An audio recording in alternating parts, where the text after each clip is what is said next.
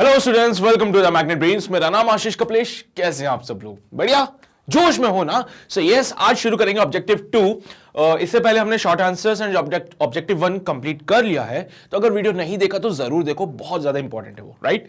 चलिए भाई, बात करें ऑब्जेक्टिव 2 की, तो यहां पे भी हमें एमसीक्यूज मिलेंगे, बट एक से ज्यादा ऑप्शन करेक्ट हो सकता है। तो जब आप क्वेश्चन को सॉल्व करें तो मेक श्योर कि हर एक ऑप्शन को जरूर चेक करें। ओके, चलिए भाई, तैयार होना तुम लोग? पेन और पेपर है ना तुम्हारे पास? हर क्वेश्चन पे वीडियो को पॉज करना, खुद से जरूर ट्राई करना। ओके, चलिए भाई, तो शुरू करते हैं पहले सवाल के साथ। क्वेश्चन कहता है, a heavy stone is throne from a cliff of height h in a given direction. The speed with which it hits the ground. क्या होगा? Must depend on the speed of projection, must be larger than the speed of projection, must be independent of the speed of projection and may be smaller than the speed of projection। So क्या कहते हो तुम लोग कि अगर एक heavy stone को मैं फेंक दूं किसी हाइट से, तो speed with which it hits the ground, जिस स्पीड से वो ग्राउंड को हिट करेगा उसका क्या हाल होगा? क्या वो स्पीड ऑफ प्रोजेक्शन पे डिपेंड करता है? क्या वो ग्रेटर होगा स्पीड ऑफ प्रोजेक्शन से, या फिर वो इंडिपेंडेंट है स्पीड ऑफ प्रोजेक्शन पे, या फिर वो स्मॉलर होगा स्पीड ऑफ प्रोजेक्शन से? तो एज यू नो कि यहां पे 3 केसेस आते थे, याद है? एक बार ऑब्जेक्टिव 1 में भी ऐसा क्वेश्चन फंसा था हमारे पास में, तो वहां पे भी हमने 3 केसेस लिए थे। फिर से एक बार ट्राई करो 3 केसेस लेके, और देखो कौन कौन से ऑप्शन यहां पे करेक्ट हो सकते हैं। वीडियो को पॉज करो, खुद से ट्राई करो, देखो क्या आंसर आता है। कर लिया ट्राई? अरे वीडियो पॉज करके किया करो यार, ठीक है? चलिए, so according to the question कि एक हैवी स्टोन को मैं थ्रो कर रहा हूं from a cliff of a height h, तो I am having this stone, इसको h हाइट से मैं क्या कर रहा हूं? थ्रो कर रहा हूं। तो पहला केस बोलता है कि मैं इसको वर्टिकली अपवर्ड थ्रो कर देता हूं। पहला केस बोलता है कि मैं इसको वर्टिकली अपवर्ड थ्रो कर देता हूं। तो जैसे मैंने इसको वर्टिकली अपवर्ड थ्रो किया, थोड़ी देर के बाद वो नीचे आ गया एंड यहां पे आके टकरा गया ग्राउंड पे। नाउ द पॉइंट इज कि भाई जैसे वो पत्थर ऊपर गया और नीचे आया और इस पॉइंट पे पहुंचा, तो उसका जो डिस्प्लेसमेंट था वो तो हो गया 0, क्योंकि जहां से गया वहीं पे वापस आ गया, जहां से गया वहीं पे वापस आ गया। So displacement will be 0। आप जानते हो अगर डिस्प्लेसमेंट 0 है तो उसकी इनिशियल वेलोसिटी और फाइनल वेलोसिटी जो होगी यहां पे पॉइंट ऑफ प्रोजेक्शन पे ही वो सेम रहेगी, यानी कि जितनी स्पीड से आपने ऊपर फेंका था वो जब नीचे आएगा तो इस जगह पे, जब वो नीचे आएगा तो इस जगह पे उसकी सेम स्पीड होगी जितनी स्पीड से आपने फेंका था। अब यहां से नीचे आने के लिए उसका डिस्प्लेसमेंट हुआ h, तो यहां पे मान लीजिए फाइनल स्पीड उसकी v हो गई। तो नीचे आने के लिए उसके पास इनिशियल वेलोसिटी u है, नीचे आते टाइम पे उसके ऊपर एक एक्सेलरेशन लगेगा विच इज g। डिस्प्लेसमेंट नीचे की तरफ हो रहा है, तो यहां पे फाइनल वेलोसिटी का जो फॉर्मूला बनता है v square equals to u square plus 2as। ठीक है, तो यहां पे हम देखते हैं कि इनिशियल वेलोसिटी का डायरेक्शन नीचे की तरफ है, इसलिए माइनस का u का होल स्क्वायर प्लस एक्सेलरेशन नीचे की तरफ है, इसलिए माइनस का g। डिस्प्लेसमेंट नीचे हो रहा है, इसलिए माइनस का h। So it comes out to be u square plus का 2gh is the value of v। अब ये अंडर रूट में लगा देना और ये आपका फाइनल वेलोसिटी बन जाता है पहले वाले केस में। ठीक है, पहला केस जिसमें मैंने पार्टिकल को ऊपर की तरफ फेंका। सेकंड केस ले लेता हूं जिसमें मैं पार्टिकल को नीचे की तरफ डायरेक्टली फेंकता हूं। ठीक है, तो मेरा सेकंड केस ये है जिसमें मैं पार्टिकल को डायरेक्टली नीचे की तरफ फेंकूंगा। तो सेम h हाइट से मैंने पार्टिकल को इस बार क्या करूं? नीचे की तरफ थ्रो करूं। सो क्या होगा उस केस में? यहां पे पार्टिकल पहुंचेगा, ये उसके पास कुछ स्पीड होगी v। तो ये तो वही सेम केस हो गया फिर से, जैसा यहां पे हुआ था। पहले पार्टिकल को ऊपर फेंका, वो ऊपर जाके नीचे आया। यहां पे भी वही केस हो रहा है, यहां पे भी देखो इतने पार्ट में वही केस है, तो सब कुछ सेम है। तो यहां पे भी वही बात लगेगी जो बात यहां लगाई थी, यानी कि v square is equals to u square plus 2as वाली इक्वेशन से आप देख सकते हो it is equals to minus का u का स्क्वायर, यानी कि u स्क्वायर ही रहेगा, प्लस का 2gh बन जाएगा, और ये अंडर रूट लगा दिया तो ये बन गया हमारे पास फाइनल वेलोसिटी। इधर फाइनल वेलोसिटी आ रहा था under root of u square plus का 2gh, इधर फाइनल वेलोसिटी आ रहा है अंडर रूट का यू स्क्वायर प्लस 2gh। और सेम केस एप्लीकेबल होगा जब आप पत्थर को हॉरिजॉन्टली प्रोजेक्ट करोगे। तो एक बार इसका भी केस देख लेते हैं, इसका भी केस देख लेते हैं कि यहां पे हुआ क्या था। तो h हाइट से मैंने पत्थर को हॉरिजॉन्टली प्रोजेक्ट किया। पत्थर ऐसे आएगा, ऐसे गिरेगा। जब वो ग्राउंड के पास पहुंचेगा उसके पास वेलोसिटी होगी v। उस वेलोसिटी के दो कंपोनेंट हो गए, vx और vy। जब वो ग्राउंड के पास पहुंचेगा इसके वेलोसिटी के दो कंपोनेंट होंगे, पहला होगा vx, दूसरा होगा vy। अगर मैं बात करूं vx की, तो ये तो एक हॉरिजॉन्टल प्रोजेक्टाइल मोशन बन गया है, क्या बना ये? हॉरिजॉन्टल प्रोजेक्टाइल मोशन बन गया। हॉरिजॉन्टल प्रोजेक्टाइल मोशन के लिए हम बोलते हैं v x equals to u x plus का ए एक्स इंटू टी, क्योंकि एक्स एक्सिस और वाई एक्सिस में अलग अलग सॉल्व करना है। Similarly v y is equals to u y plus का ए वाई इंटू टी। अच्छा एक काम करो, टाइम का कुछ रिलेशन तो पता नहीं है, तो हम ऐसे करते हैं एक्सेलरेशन और डिस्प्लेसमेंट वाली इक्वेशन का यूज कर लेते हैं, ठीक है। सो वी एक्स का square is equals to u x का स्क्वायर प्लस का 2ax into displacement along the x axis. Y के लिए भी इक्वेशन लगा लूं तो वी वाई का square is equals to u y का स्क्वायर प्लस का 2ay into displacement along the y. अब बात यह है कि भाई साहब इधर जब हम बात करते हैं तो x के अलोंग कोई भी एक्सेलरेशन नहीं होता, बिकॉज x के अलोंग कोई फोर्स नहीं लग रहा है। y के अलोंग एक्सेलरेशन होता है which is equals to minus का g, बिकॉज यहां पे एक्सेलरेशन ड्यू टू ग्रेविटी लग रहा है नीचे की तरफ। अब x के अलोंग डिस्प्लेसमेंट होगा कुछ भी, है ना, x के अलोंग डिस्प्लेसमेंट होगा x, y के अलोंग जो डिस्प्लेसमेंट होगा वो हमारा हो गया h के बराबर। y के अलोंग जो डिस्प्लेसमेंट हुआ वो हमारा h के बराबर हो गया, बट ये डिस्प्लेसमेंट नीचे की तरफ हो रहा था इसलिए माइनस का h आ गया डिस्प्लेसमेंट। इनिशियली जो वेलोसिटी है वो x की तरफ है, तो इनिशियल वेलोसिटी जो है आपकी वो u है। y के अलोंग इनिशियल वेलोसिटी 0 है, क्योंकि y के अलोंग कोई भी वेलोसिटी प्रोवाइड नहीं की गई थी। ये सारा डाटा उठा के वहां फिट कर दीजिए, तो vx का स्क्वायर बनेगा आपका u का स्क्वायर प्लस का 0, vy का स्क्वायर आपका बनेगा 0 प्लस 2 इंटू माइनस का g इंटू माइनस का h। तो vy का स्क्वायर आपका बन जाएगा 2gh और vx का स्क्वायर आपका बनेगा u स्क्वायर। अब क्योंकि जो वेलोसिटी v फाइनल वाली मिली थी उसके ये दो कंपोनेंट थे, जो वेलोसिटी v फाइनल वाली मिली थी उसके ये दो कंपोनेंट थे, तो v को लिख सकते थे अंडर रूट ऑफ vx का स्क्वायर प्लस vy का स्क्वायर। v को लिख सकते हो अंडर रूट में vx का स्क्वायर प्लस vy का स्क्वायर। vx का स्क्वायर u स्क्वायर के बराबर है, तो अंडर रूट में u स्क्वायर प्लस का 2gh। तो भाई बहुत बढ़िया, मुझे तो सेम वैल्यू मिली है तीनों केसेस में। तीनों केसेस में मुझे v का सेम फॉर्मूला मिला है। तो पहली बात तो मैं दिखना चाहता हूं ये कि जो v है वो u से बड़ा है। v जो है वो u से बड़ा होगा, बिकॉज v क्या है, u में कुछ ऐड करना पड़ेगा। आपको v कब मिलेगा, जब आप u स्क्वायर करके उसमें कुछ ऐड करोगे, तो डेफिनेटली v आपका u से बड़ा है। जी हां बिल्कुल। दूसरा बात बोलता हूं कि यहां पे जो v है वो डिपेंड कर रहा है इनिशियल स्पीड पे। इनिशियल स्पीड,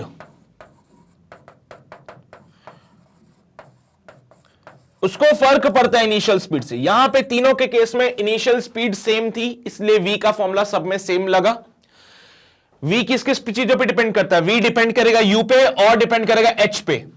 v किस किस चीजों पे डिपेंड करेगा, u पे और h पे। तो v डिपेंड कर रहा है इनिशियल स्पीड u पे। क्या इसको डायरेक्शन से कोई मतलब है क्या इसको इनिशियल डायरेक्शन से कोई मतलब है क्या, कि ऊपर फेंका है, नीचे फेंका है, हॉरिजॉन्टल फेंका नहीं है मतलब। तो देखो, must depend on the speed of projection, बिल्कुल सही बात है। Must be larger than the speed of projection, बिल्कुल सही बात है। स्पीड ऑफ प्रोजेक्शन यानी कि इनिशियल स्पीड की बात कर रहे हैं यहां पे, ठीक है। स्पीड ऑफ प्रोजेक्शन अगर बोलता है दैट मींस वो इनिशियल स्पीड की बात कर रहा है, तो वो डिपेंड करता है स्पीड पे, डिपेंड करता है सॉरी लार्जर है स्पीड ऑफ प्रोजेक्शन से, must be independent of the speed of projection. बहुत गलत बात बोल दी इसने कि ये जो है ना must be independent of the speed of projection, नहीं, गलत बात है। May be smaller than the speed of projection, smaller तो हो ही नहीं सकता है, और ये बोल रहा है इंडिपेंडेंट होता है स्पीड ऑफ प्रोजेक्शन के। हां, अगर वो बोलता must be independent of direction of projection तो बिल्कुल सही होता। तो अगर वो लिखता must be independent of direction of projection तो बिल्कुल सही होता, क्योंकि उसको डायरेक्शन से कोई लेना देना नहीं है, उसको तो सिर्फ स्पीड से लेना देना। तो यहां पे आपका ऑप्शन ए और बी बिल्कुल करेक्ट हो जाएंगे, ठीक है। तो इसको नोट कर लीजिए फटाफट से, फिर हम आगे बढ़ते हैं, अगले सवाल की ओर आते हैं। अगर वो थर्ड ऑप्शन में बोलता must be independent of direction of projection तो बिल्कुल सही बात थी। तो यहां पे लिख लेना v must be independent of direction of projection, must be independent of direction of projection. Must be independent of direction of projection, जो कि ऑप्शन में नहीं है, बट ठीक है, एक ज्ञान वाली बातें हैं सारी, ठीक है। इसको नोट कर लिया फटाफट से तुम लोगों ने, जल्दी से करो, नहीं किया नोट तो, और उसके बाद फिर इसको भी नोट कर लो, इसको भी नोट कर लो। इनिशियल स्पीड पे डिपेंड करता है v, साथ ही साथ हाइट पे डिपेंड करता है v, साथ ही साथ वो डिपेंड नहीं करेगा एंगल, डायरेक्शन ऑफ प्रोजेक्शन पे डिपेंड नहीं करेगा, ठीक है। तो ये 2 पॉइंट इंपॉर्टेंट, सब कुछ इंपॉर्टेंट नोट कर लिया होगा सभी ने, और समझ भी आया होगा सभी को। क्लियर है ना ये बातें? बहुत सिंपल है, कोई रॉकेट साइंस नहीं है यहां पे, राइट। चलिए भाई, तो आगे बढ़ते हैं, अगले सवाल की ओर आते हैं। अगला सवाल क्वेश्चन नंबर 2 क्या बोलता है? The total work done on a particle is equal to the change in its kinetic energy. The total work done on a particle is equal to the change in its kinetic energy. क्या यह हमेशा होगा, या फिर तभी होगा जब forces जो है वो कंजर्वेटिव है, या फिर तभी एप्लीकेबल है अगर ग्रेविटेशनल फोर्स अकेला काम कर रहा है, या फिर यह चीज तभी एप्लीकेबल है जब इलास्टिक फोर्स अकेला काम करता है। Work done by all the forces is equal to change in kinetic energy. क्या यह हमेशा काम करेगा, या फिर ये तभी काम करता है जब कंजर्वेटिव फोर्स होंगे, या फिर ये तभी काम करेगा जब ग्रेविटेशनल फोर्स अकेला काम करे, या फिर ये तभी वैलिड है जब आपके पास सिर्फ और सिर्फ इलास्टिक फोर्स है? तो क्या कहते हो तुम लोग? सोच लिया तुमने? क्या सोचा तुमने? मैंने तो ये सोचा कि ये हमेशा ही वैलिड है, इसके लिए कोई कंडीशन नहीं है। ये क्या है? वर्क एनर्जी थ्योरम है। तो भाई वर्क एनर्जी थ्योरम के लिए कोई कंडीशन थी क्या?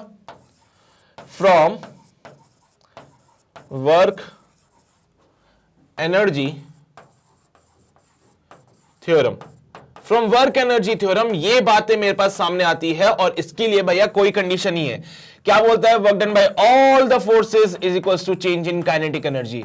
जब उसने बोला work done by all the forces, इसमें कंजर्वेटिव भी आ गया, नॉन कंजर्वेटिव भी आ गया, और साथ में कोई एक्सटर्नल फोर्स लगा रहे तो वो भी आ गया।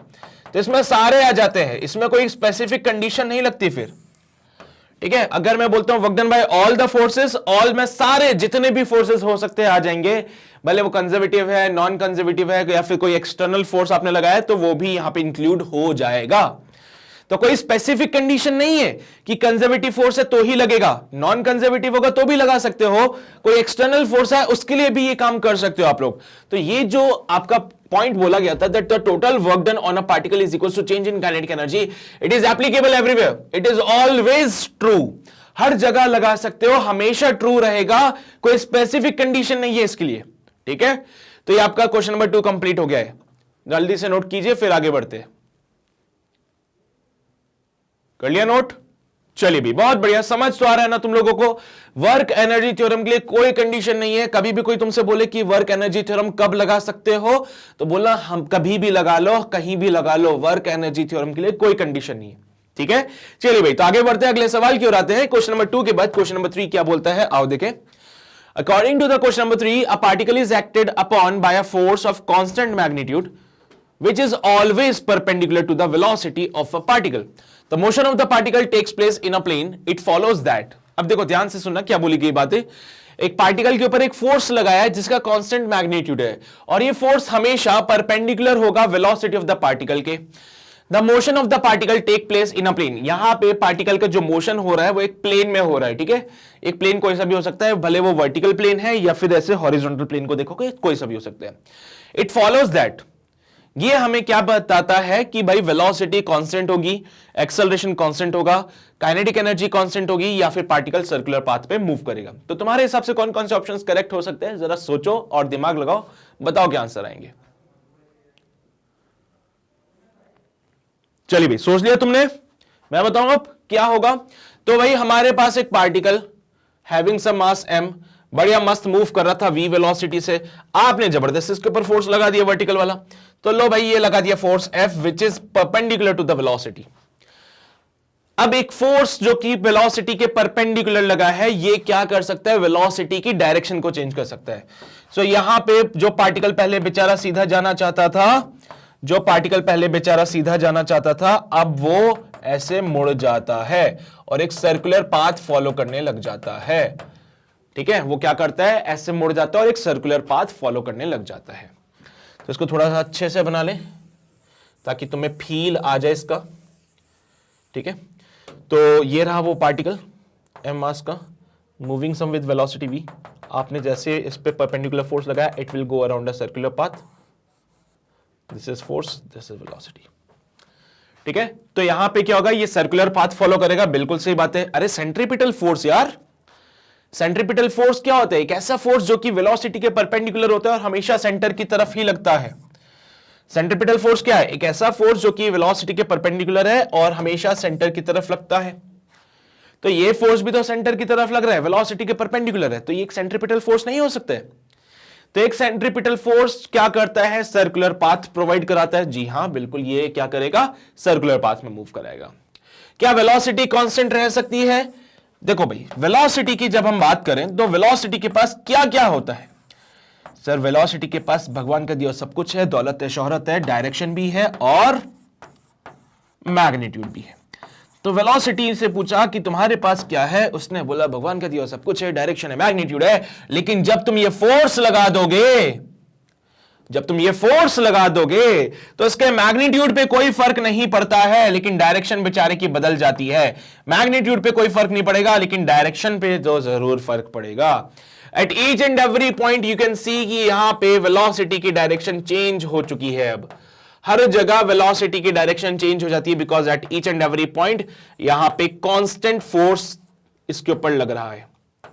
मैग्नीट्यूड में कांस्टेंट होगा ये फोर्स, ध्यान से सुन लेना, ये फोर्स मैग्नीट्यूड में कांस्टेंट होगा। इस फोर्स की डायरेक्शन भी चेंज हो रही है, फोर्स सिर्फ मैग्नीट्यूड में सेम रहेगा। यहां पे देखो क्वेश्चन में भी बोला है force of constant magnitude, question में भी बोल दिया है। ठीक है, तो ये कांस्टेंट मैग्नीट्यूड का जो फोर्स है वो वेलोसिटी की डायरेक्शन को चेंज करेगा, मैग्नीट्यूड पे कोई फर्क नहीं पड़ता है।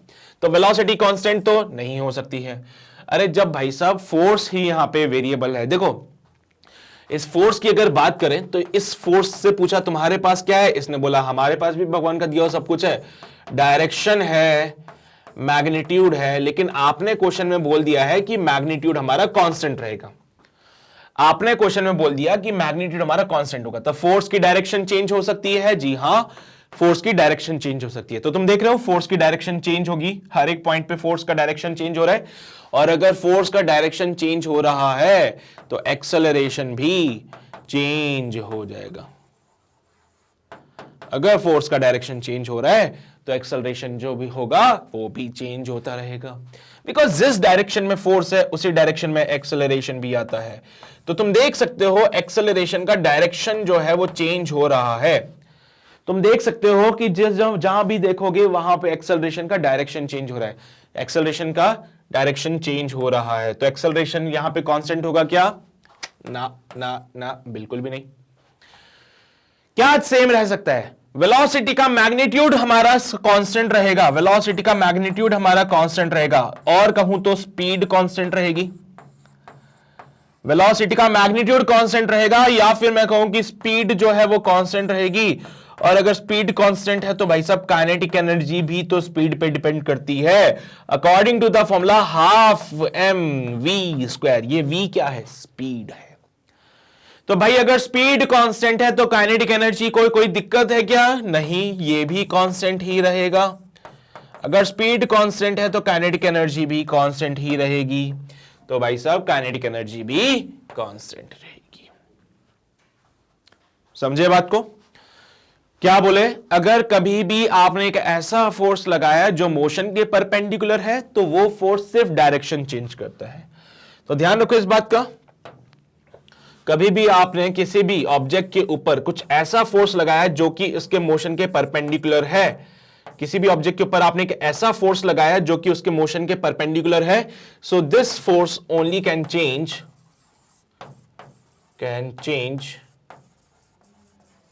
डायरेक्शन। ये सिर्फ डायरेक्शन को चेंज कर सकता है। In order to change magnitude, आपको अगर मैग्नीट्यूड को चेंज करना है तो आपको ऐसा फोर्स लगाना पड़ेगा जो या तो वेलोसिटी के साथ लग रहा है या फिर वेलोसिटी के अपोजिट लग रहा है। ठीक है, या तो डायरेक्शन ऑफ मोशन में होगा या फिर मोशन के अपोजिट डायरेक्शन में होगा। यहां पे मैं डिफाइन कर देता हूं कि ये हमारा क्या है, डायरेक्शन ऑफ मोशन है। तो अगर आपका कोई भी फोर्स डायरेक्शन ऑफ मोशन में लगता है तो वो स्पीड को बढ़ा देगा। अगर कोई फोर्स डायरेक्शन ऑफ मोशन के अपोजिट है तो वो स्पीड को घटा देगा, कोई फोर्स अगर डायरेक्शन ऑफ मोशन के परपेंडिकुलर है तो फिर वो सिर्फ डायरेक्शन को चेंज करेगा। समझ रहे हो ना बात को? यही तो है कहानी बस। ठीक है, आपका फोर्स कैसा होना चाहिए? इन द डायरेक्शन और opposite to the direction of motion, तो ही आप मैग्नीट्यूड को चेंज कर सकते हो। तो भाई साहब फटाफट से इसको नोट कर लीजिए, यहां पे आपका थर्ड वाले का सी और डी बिल्कुल करेक्ट ऑप्शन होगा। ओके, तो जल्दी से नोट करो, फिर आगे बढ़ते हैं अगले क्वेश्चन पे। और कर लिया नोट? पक्का? बढ़े आगे? चलिए भाई, बहुत बढ़िया, शाबाश। तो आगे बढ़ते हैं, क्वेश्चन नंबर 3 के बाद क्वेश्चन नंबर 4 पे आ जाते हैं। और क्वेश्चन 4 हमारा बोलता है, you lift a suitcase from the floor and keep it on a table. अपने फ्लोर पे से सूटकेस को उठाया और उसको टेबल पे रख दिया। The work done by you on the suitcase does not depend on. जो वर्क डन आपने सूटकेस पे किया है वो किन किन चीजों पे डिपेंड नहीं करता है। आपने सूटकेस को उठाया from the floor and keep it on the table. The work done by you on the suitcase does not depend on. क्या होगा? चलो सोचो, जल्दी से दिमाग लगाओ। सोच लिया? लगाया दिमाग? तो हम सूटकेस बना लेते हैं। ये रहा सूटकेस, इसको हमने फ्लोर से उठाया और सीधा ऊपर ले जाके रख दिया। तो जैसे मैंने सूटकेस को फ्लोर से उठा के ऊपर रखा, इसके पास एक एनर्जी आती है जिसको बोलते हैं पोटेंशियल वाली एनर्जी। ये पोटेंशियल वाली एनर्जी इसके पास क्यों आई? क्योंकि इसके ऊपर मैंने किया वर्क। पोटेंशियल वाली एनर्जी क्यों आई? क्योंकि इसके ऊपर मैंने किया है वर्क। कितना वर्क किया है मैंने इसके ऊपर? आओ दिखा देता हूं तुम्हें। ये रहा वो एम वाला बॉक्स, इसके ऊपर मैंने फोर्स लगाया जिसकी वजह से इसका डिस्प्लेसमेंट ऊपर की तरफ आया। डिस्प्लेसमेंट कितना किया है? एच के बराबर का। डिस्प्लेसमेंट कितना किया है? एच के बराबर का। आपने फोर्स कितना लगाया? इसके वेट के जितना फोर्स लगाया। तो आपने जो फोर्स लगाया वो इसके वेट के जितना है, तो वर्क डन बाय यू लिख दो यहां पे। Work done by you is equals to applied force by you into displacement, mg into displacement आपने किया h। तो ये आपका वर्क डन है। ये वो वर्क डन जो आपने इस बॉक्स के ऊपर किया है इसको ऊपर उठाने के लिए।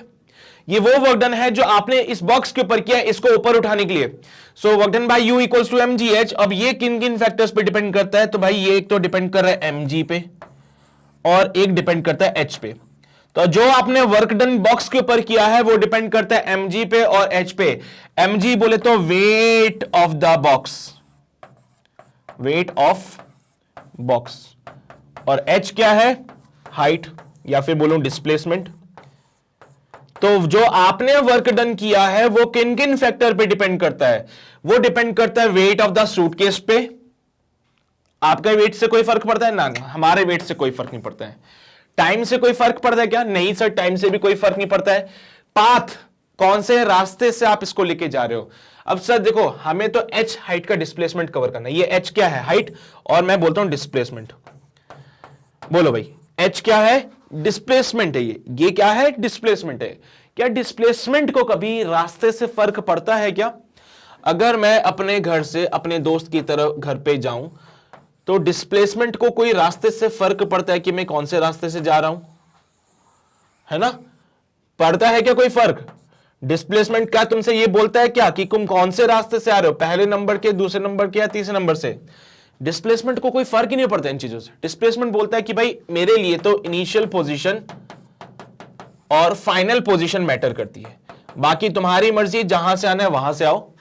डिस्प्लेसमेंट बोलता है मुझे तो इनिशियल और फाइनल पोजीशन से मतलब है, बाकी तुम्हारी मर्जी, तुम्हें जहां से आना है वहां से आओ। तो यहां पे h क्या है? डिस्प्लेसमेंट है। तो उसको रास्ते से कोई फर्क पड़ता है क्या? नहीं पड़ता है।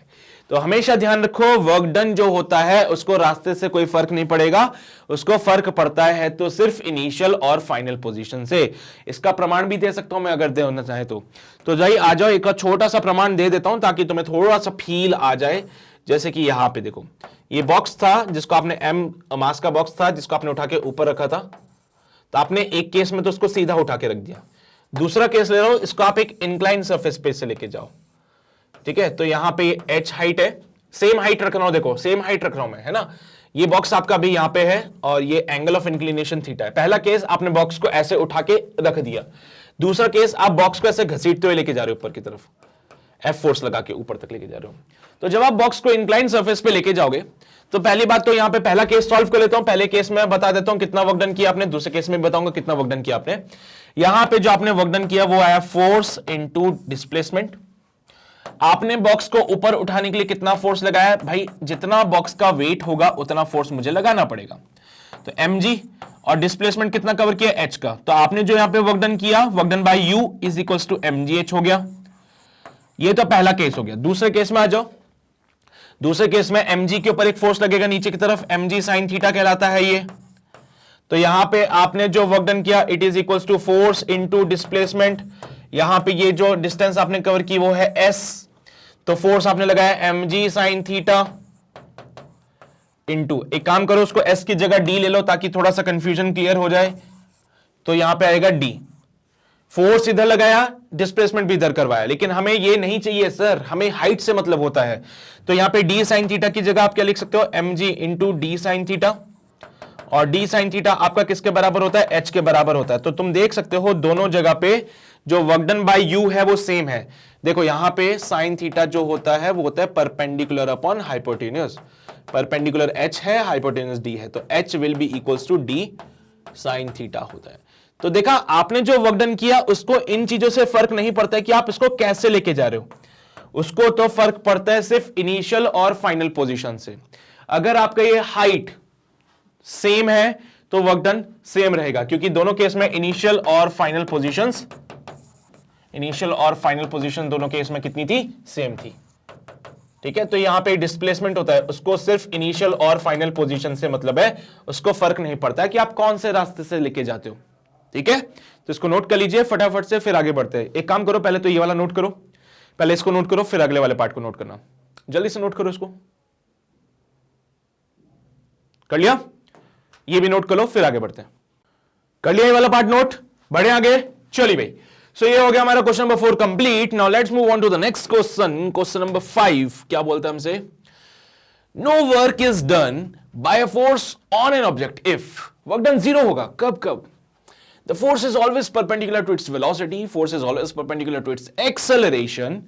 The object is stationary, but the point of application of the force move on the object. The object move in such a way that the point of application of the force remains fixed. इनमें से कौन से cases ऐसे हैं जहां पे work done by the force जो होगा वो जीरो ना हो, सॉरी जीरो हो जाए, है ना?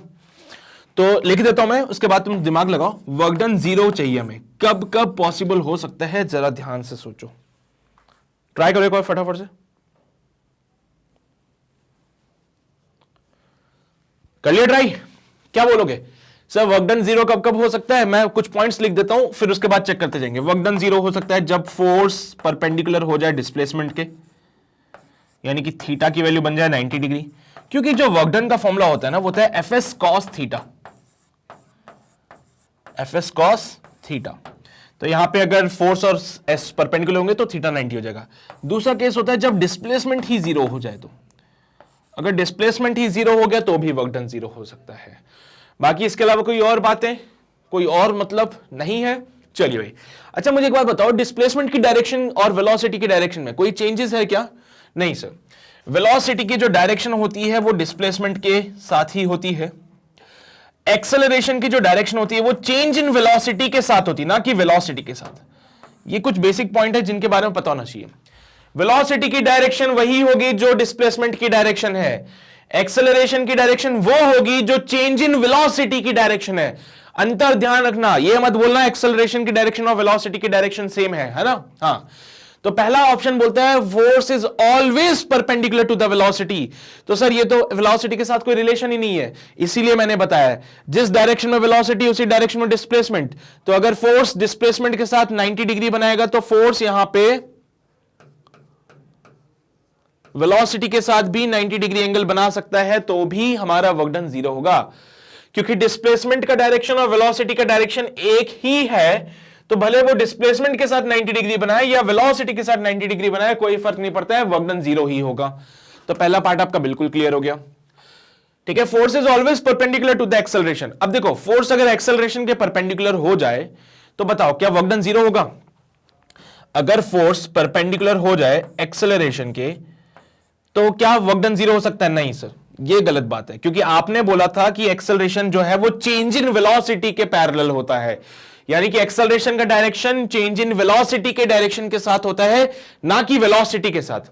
अब अगर कोई पार्टिकल ऐसा है उसकी वेलोसिटी इस डायरेक्शन में और फोर्स ऐसे लग रहा है, तो समझ आता है ना कि भाई साहब ठीक है, दोनों के बीच का एंगल 90 डिग्री होगा तो वर्क डन 0 है। अब मान लीजिए एक्सेलरेशन की देखो, एक्सेलरेशन के लिए कोई ऐसा जरूरी नहीं है कि वो वेलोसिटी के डायरेक्शन में ही हो। एक्सेलरेशन चेंज इन वेलोसिटी के डायरेक्शन में होता है।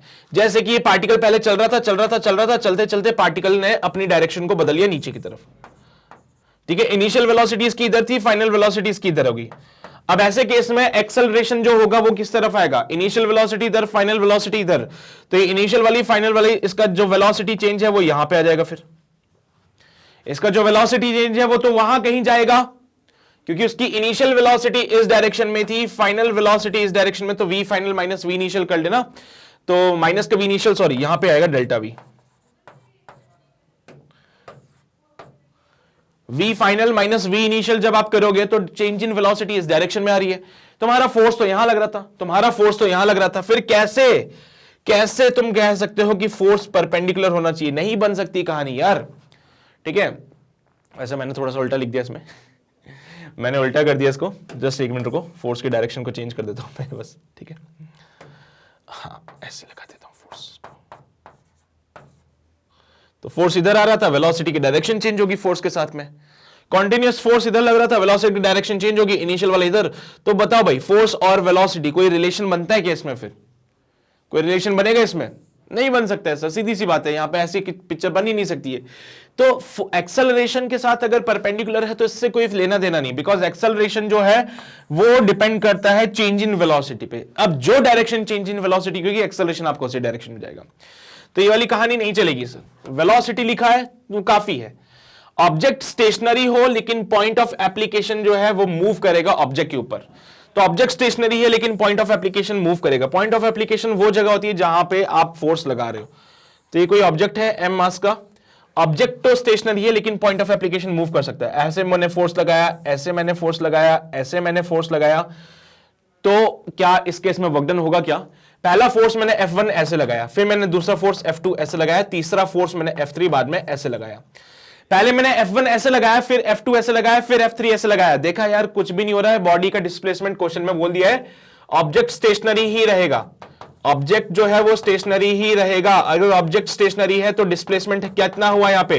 0 हो गया। डिस्प्लेसमेंट कितना हो गया? 0 हो गया। और डिस्प्लेसमेंट 0 पे क्या वर्क डन 0 होता है? जी हाँ बिल्कुल 0 होता है। तो ये आपका फाइनल आंसर आ गया। तो ऑब्जेक्ट अगर स्टेशनरी है तो डिस्प्लेसमेंट 0 है, कोई फर्क नहीं पड़ता है कि अगर पॉइंट ऑफ एप्लीकेशन मूव कर रहा है ऑब्जेक्ट के ऊपर। तो अगर मैं बात करूं पॉइंट ऑफ एप्लीकेशन मूव कर रहा है ऑब्जेक्ट के ऊपर, तो इससे कोई फर्क नहीं पड़ता है। डिस्प्लेसमेंट 0 है, दैट मींस हाँ अभी कोई भी डिस्प्लेसमेंट नहीं हुआ तो वर्क डन 0 ही रहेगा, यहां पे 0 है।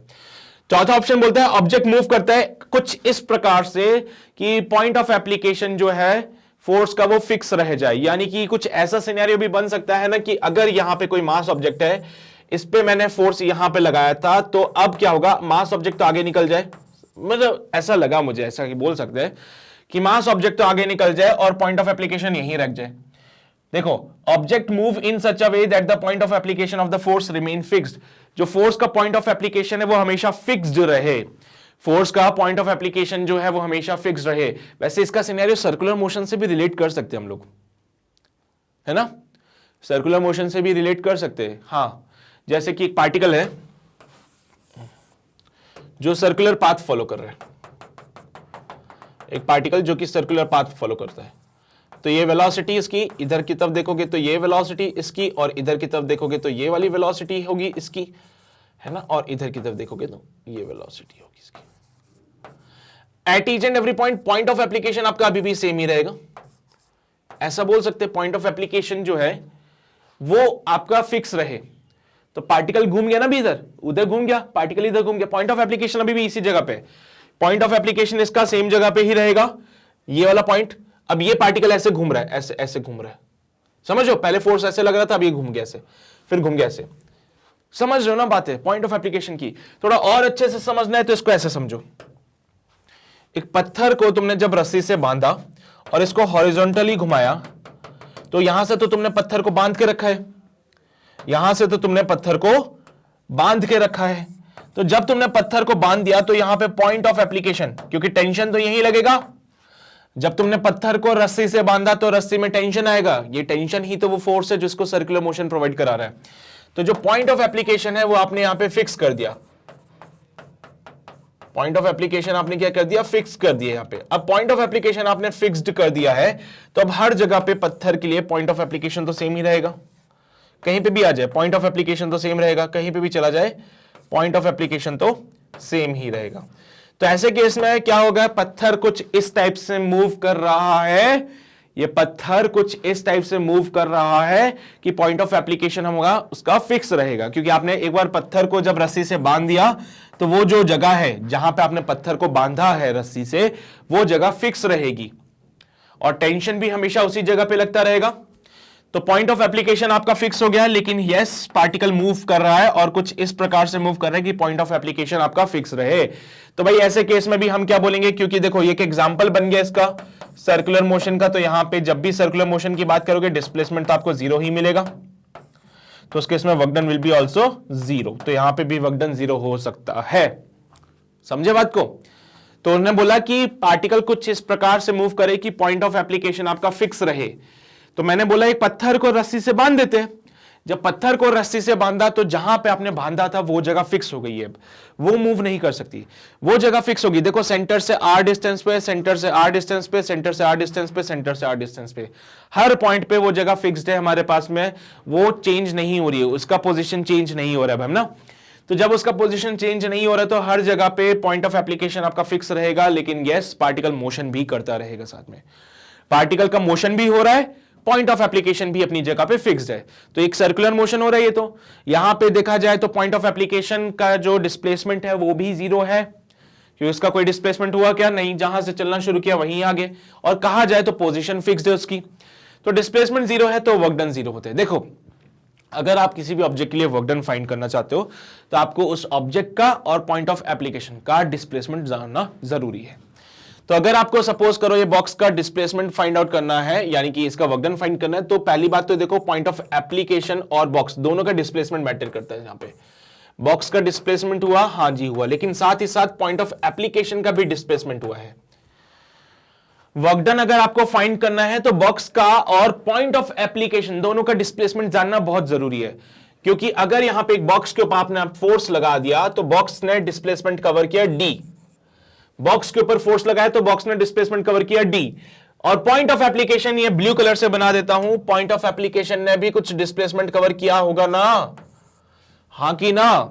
तो पॉइंट ऑफ एप्लीकेशन ने भी डिस्टेंस को कवर किया डी, तो यहां पे दोनों का ही डिस्प्लेसमेंट है, इसलिए वर्क डन यहां पे जीरो नहीं होगा। लेकिन अगर पॉइंट ऑफ एप्लीकेशन और ऑब्जेक्ट दोनों के ही डिस्प्लेसमेंट जीरो हो जाए, इन that case work done will be zero. तो यहां पे भी वर्क डन जीरो हो जाएगा आपका, यहां पे वर्क डन क्या हो जाएगा, जीरो हो जाएगा। समझ रहे हो ना बात को तुम लोग।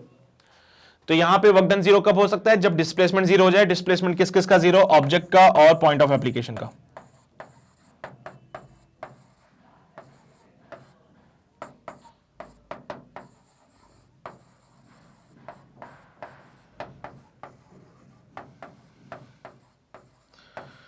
तो यहां पे डिस्प्लेसमेंट किसका जीरो करना है हम लोगों को, ऑब्जेक्ट का और पॉइंट ऑफ एप्लीकेशन का, दोनों का डिस्प्लेसमेंट अगर जीरो होता है तो ही जाके मैं चीजों को डिफाइन करूंगा कि वर्क डन जीरो है, अदरवाइज जीरो नहीं होगा। ध्यान से सुनो।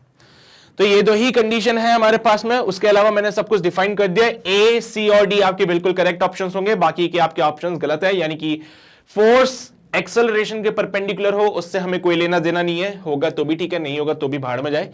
हमारे लिए डिस्प्लेसमेंट मैटर करता है, डिस्प्लेसमेंट का डायरेक्शन वेलोसिटी का डायरेक्शन सेम होता है।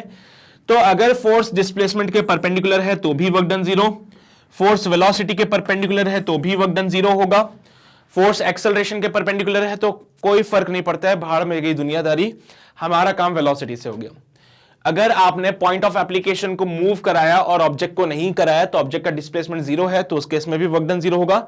अगर आपने ऑब्जेक्ट को मूव कराया और पॉइंट ऑफ एप्लीकेशन को फिक्स कर दिया है तो भी यहां पे जो डिस्प्लेसमेंट होगा वो जीरो ही रहेगा।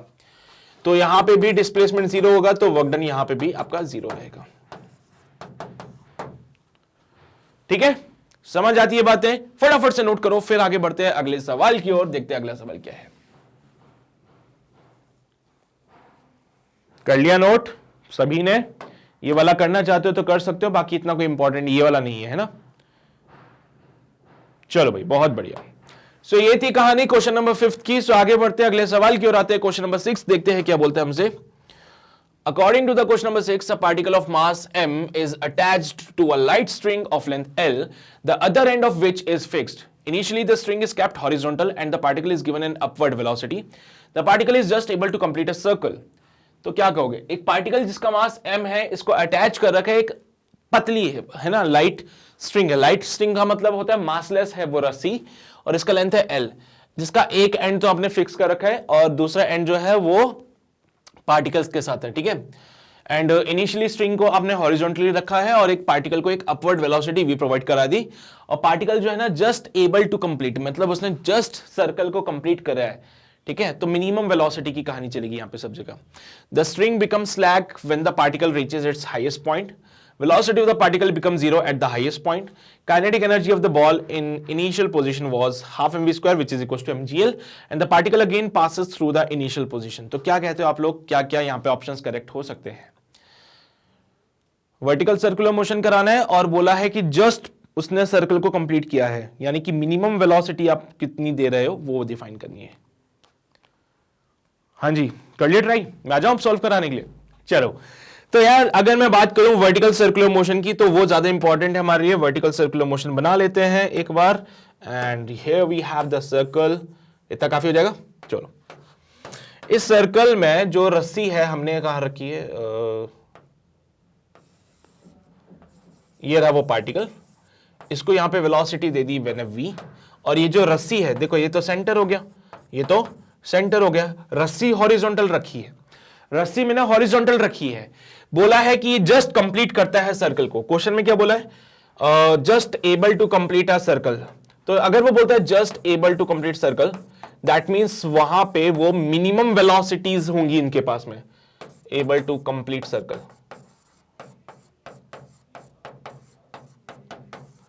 इन दैट केस मैं जानता हूं कि अगर ऐसा कुछ सिनेरियो बनता भी है तो at the top most point जो वेलोसिटी होगी, है ना, इसको C बोलते थे, इसको B बोलते थे, यहां पे जो वेलोसिटी होगी it will be under root of G into L, because इसका रस्सी का लेंथ कितना है, L है। पता है ना तुम लोगों को, अगर वो just able to complete the circle है तो सर्कल कंप्लीट करने के लिए ऊपर minimum velocity, this is the minimum velocity which is required. तो मिनिमम वेलोसिटी जो हो सकती है it is under root of GL, और यहां पे जो मिनिमम वेलोसिटी होगी it will be under root of 3GL। पता है ना तुम लोगों को, in order to complete the circle हमें क्या रिक्वायरमेंट होती है, at the lower most point the minimum velocity required is under root of 5GL, where L is the length of the string.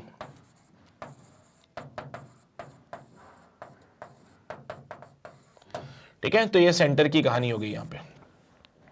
अब यहां पे minimum velocity under root of 5GL चाहिए, यहां पे अंडर रूट ऑफ 3GL चाहिए, यहां पे under root of GL चाहिए, in order to just able to complete the circle. Just able का मतलब क्या होता है कि मिनिमम वेलोसिटी से पास किया उसने सर्कल को। हम जानते हैं कि at the top most point ये वेलोसिटी तभी मिलती है जब टेंशन 0 होता था, याद है तुम्हें? At the top most point ये वेलोसिटी तब मिलती थी जब टेंशन 0 होता था। तो टॉप पॉइंट पे पहुंचते पहुंचते टेंशन डिक्रीज होता है, as we know at top point tension जो होता है वो 0 हो जाता है।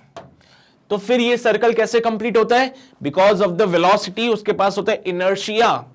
तो जैसे जैसे ऊपर जाते जाओगे टेंशन की वैल्यू डिक्रीज होती जाती है, और जब आप हाईएस्ट पॉइंट पर पहुंच जाओगे वहां टेंशन 0 हो जाता है।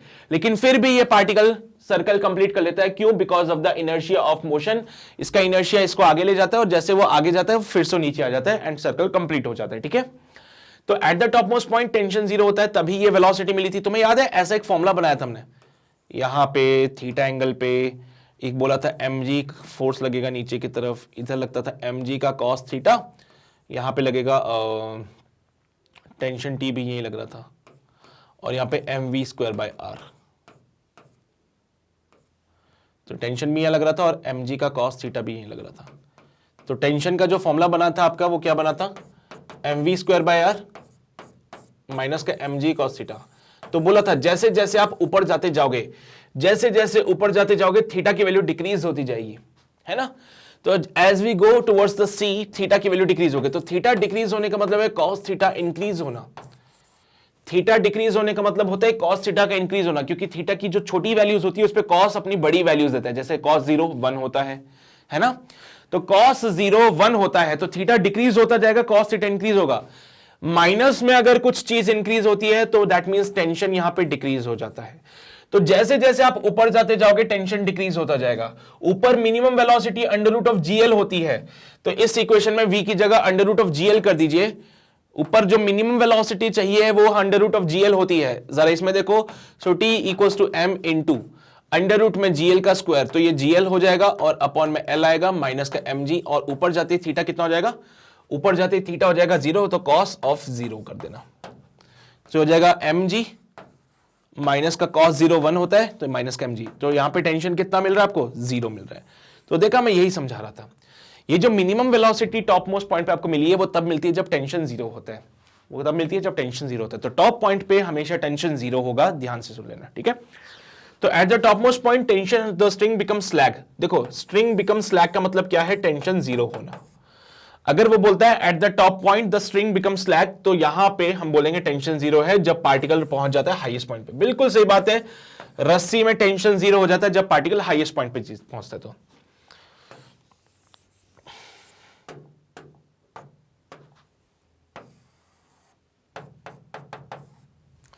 The velocity of the particle become 0 eight the highest point. बिल्कुल गलत बात है, हाईएस्ट पॉइंट पे तो वेलोसिटी है अंडर रूट ऑफ जीएल। बिल्कुल गलत बात है, हाईएस्ट पॉइंट पे जो वेलोसिटी मुझे मिली है वो अंडर रूट ऑफ जीएल है, और ये क्या बोल रहा है, velocity of the particle at the highest point 0 होगा। बिल्कुल गलत बोला इसने, ठीक है। चलिए, the kinetic energy of the ball in initial position was half mv square which is equal to mgl। गलत बात है।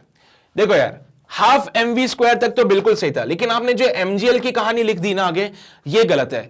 हम पोटेंशियल एनर्जी जो mgl वाला पॉइंट होता है ना, वो डिफाइन करते हैं रेफरेंस के हिसाब से। अब आपको क्या पता कि रेफरेंस हमने ए लिया है या बी लिया है, मुझे मेरी मर्जी। देखो mgl यानी पोटेंशियल एनर्जी डिफाइन करने के लिए रेफरेंस की रिक्वायरमेंट होती है, वो मेरे ऊपर डिपेंड करता है कि मैं रेफरेंस कौन सा लेता हूं। क्या पता मुझे अच्छा लगे मैं रेफरेंस यहां पे 0 ले लूं, क्या पता मुझे अच्छा लगे मैं बी पे रेफरेंस ले लूं, और जैसे मैंने बी पे रेफरेंस लिया तो यहां पे तो पोटेंशियल एनर्जी 0 हो जाएगा। तो उस केस में आपका half mv square potential energy के बराबर नहीं होगा ना। फिर समझ लो ना, अगर मेरी मर्जी तो मैं बी पे रेफरेंस ले लूंगा, बी पे अगर रेफरेंस 0 ले लिया तो पोटेंशियल एनर्जी 0 हो जाएगा, तो बी पे सिर्फ हाफ mv स्क्वायर रह जाएगा और mgl नहीं रहेगा। तो उसने ऑप्शन में जब बोला इज इक्वल्स टू mgl, ये गलत बोल दिया उसने। अगर वो बोलता that the kinetic energy of the ball in initial position was half mv square, तो भी बात सही थी, लेकिन उसने mgl जो लिखा वो गलत है, क्योंकि mgl जो है आपके पोटेंशियल एनर्जी को रेफरेंस डिफाइन कर रहा है, एंड पोटेंशियल एनर्जी के लिए आपको एक रेफरेंस की रिक्वायरमेंट होती है। नॉट डिपेंड्स ऑन कि आप रेफरेंस पॉइंट कहां पे ले रहे हैं। अगर आपने हॉरिजॉन्टल पोजीशन में ही रेफरेंस पॉइंट ले लिया तो यहां पे तो पोटेंशियल एनर्जी 0 हो जाएगा, तो फिर आप ये बात नहीं बोल सकते ना। तो उसका थोड़ा सा ध्यान रखिए आप लोग, ठीक है। तो यहां से ये कहानी हम डिफाइन करते हैं, और बाकी अलग अलग पिक्चर चलती है, ऐसा भी नहीं है, ठीक है। फिर बोलते हैं particle again passes through the initial position. इसने बोला पार्टिकल जो है दोबारा इनिशियल पोजीशन से पास हो जाएगा, तो बिल्कुल सही बात है। एक बार उसने अपना लूप कंप्लीट कर लिया तो वो साइकिल चलती रहेगी चलती रहेगी। एक बार उसने अपना लूप कंप्लीट कर लिया तो वो साइकिल चलाता रहेगा, चलती रहेगी साइकिल, क्योंकि ये सारी मिनिमम वेलोसिटीज है। ये सारी की सारी क्या है, मिनिमम वाली वेलोसिटीज है ये। तो इससे अगर उसने अपना लूप कंप्लीट कर लिया तो वो लूप चलता रहेगा, बिकॉज हम तो कुछ छेड़खानी कर भी नहीं दे उसके साथ में। एक बार मैंने उसको मिनिमम वेलोसिटी दी, उसने लूप कंप्लीट कर लिया। अब उसको तो पता चल गया कि मिनिमम वेलोसिटी से लूप कंप्लीट होता है। अब उसको पता चल चुका है कि मिनिमम वेलोसिटी से लूप कंप्लीट हो जाता है, तो अब वो लूप कंप्लीट करता रहेगा बार बार हर बार, ठीक है। तो यहां पे एक चक्कर काटने के बाद वो दोबारा यहां पहुंचेगा, फिर से ऊपर जाएगा, फिर से चक्कर काटेगा, दोबारा यहां पहुंचेगा, फिर से ऊपर जाएगा, और ये कहानी चलती रहेगी, क्योंकि उसको पता चल चुका है कि मिनिमम इतनी स्पीड पे भी हम लूप कंप्लीट कर सकते हैं। और यहां पे सारे फोर्स ऑफ ग्रेविटी वगैरह सब इंक्लूड कर लिए हम लोगों ने पहले से, सब कुछ इंक्लूडेड है यहां पे कोई एक्सटर्नल फोर्स नहीं है, यहां पे सिर्फ ग्रेविटेशनल फोर्स है, और उसके अलावा इनका खुद का अंदर टेंशन वगैरह चल रहा है। तो यहां पे कोई बाहर से कोई छेड़खानी भी नहीं कर रहा है, तो यहां पे अगर बाहर से कोई डिस्टर्ब नहीं करेगा तो ये कहानी चलती रहेगी, और वो दोबारा अपनी पोजीशन पे जरूर आएगा। तो इसके दो पॉइंट बिल्कुल सही है, ए और डी, जो कि कहते हैं कि at the top most point tension 0 हो जाएगा, और डी वाला पॉइंट बोलते हैं कि पार्टिकल अगेन अपनी इनिशियल पोजीशन से पास होगा। यहां पे हाफ एमवी स्क्वायर तक तो सीमित सही थी बात थी, एमजीएल गलत लिख दिया उसने, क्योंकि यार हाथ से ऐसा कोई जरूरी नहीं है कि half MV square equal to MGL ही हो।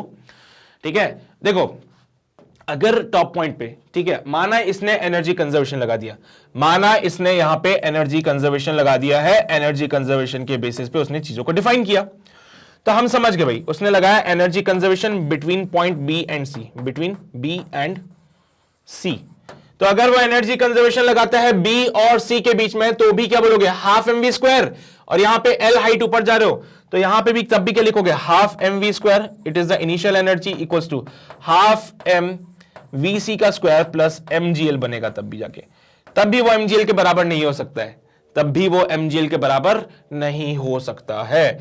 वो अगर बराबर होगा तो कितना होगा, half M V under root of GL हो जाएगा, तो अंडर रूट का जीएल तो एमजीएल बाई 2 हो जाएगा, तो ये बन जाएगा 3 एमजीएल बाई 2।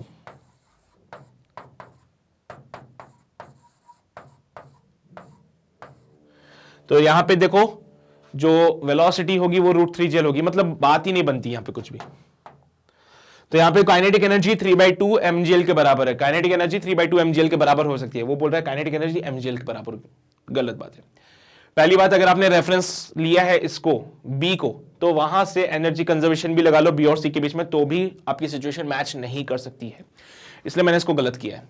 ठीक है, इसलिए मैंने इसको क्या किया है, गलत किया है। समझ आती है ना बातें, ये एमजीएल के बराबर नहीं होगा। हां, अगर सी पे वेलोसिटी 0 थी, if velocity at point C will be 0, तो जाके वो वैलिड हो सकता था, लेकिन ऐसा नहीं हुआ।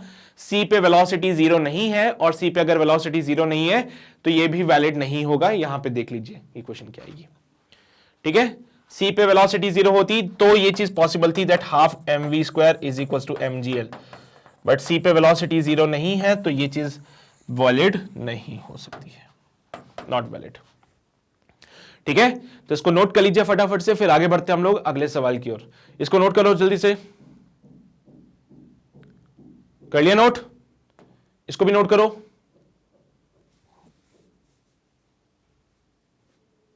कर लिया सभी ने, चलिए भी बहुत बढ़िया। तो ये है कहानी क्वेश्चन नंबर 6 की, उम्मीद करता हूं समझ आ रही होगी तुम लोगों को, आ रही है ना। चलिए भाई, तो आगे बढ़ते हैं अगले सवाल की ओर आते हैं। क्वेश्चन नंबर 6 के बाद 7th क्वेश्चन नंबर क्या कहता है, the kinetic energy of a particle continuously increases with time. किसी भी पार्टिकल की जो काइनेटिक एनर्जी होती है वो टाइम के साथ कॉन्टिन्यूसली इंक्रीज हो रही है। तो क्या कहोगे यहां से तुम लोग, the kinetic energy of a particle continuously is increasing with the time, तो क्या कह सकते हो, that the resultant force on the particle must be parallel to the velocity at all the instant.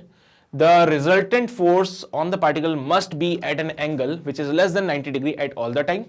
Its height above the ground level must continuously decreases. And fourth option बोलता है the magnitude of its linear momentum is increasing continuously. तो बोला है kinetic energy increase हो रहा है continuously time के साथ। तो इनमें से कौन से ऑप्शंस करेक्ट होंगे, एक बार सोचो, दिमाग लगाओ, देखो क्या आंसर आता है। सोचा कुछ इसके बारे में, क्या हो सकता है। काइनेटिक एनर्जी कंटिन्यूअसली इंक्रीज हो रही है, दैट मींस स्पीड इंक्रीज हो रही है, क्योंकि काइनेटिक एनर्जी ओवरऑल क्या है, half M V square, speed आएगा ही आएगा। तो अगर मैंने बोला that kinetic energy is increasing, that means the speed is also increasing, और स्पीड इंक्रीज हो रही है दैट मींस एक्सेलरेशन हो रहा है, राइट। चलिए एनीवेज जो भी है ये चीज पता चलिए। अब कोई भी पार्टिकल की स्पीड इंक्रीज कब हो सकती है, जब उसके डायरेक्शन ऑफ मोशन में ही कोई फोर्स लगाया जाए। अगर उसके डायरेक्शन ऑफ मोशन में कोई फोर्स लगा दिया जाए तो उसकी स्पीड इंक्रीज हो सकती है, जैसा कि यहां पे हो रहा है। तो मान लीजिए अगर मैंने फोर्स ऐसे लगा दिया तो डेफिनेटली स्पीड इंक्रीज हो जाएगी। डायरेक्शन ऑफ मोशन में फोर्स लगा दो तो स्पीड इंक्रीज हो जाएगी। तो यहां पे अगर मैंने जिस डायरेक्शन में डिस्प्लेसमेंट है उसी डायरेक्शन में फोर्स लगा दिया तो थीटा हो जाता है 0 डिग्री का।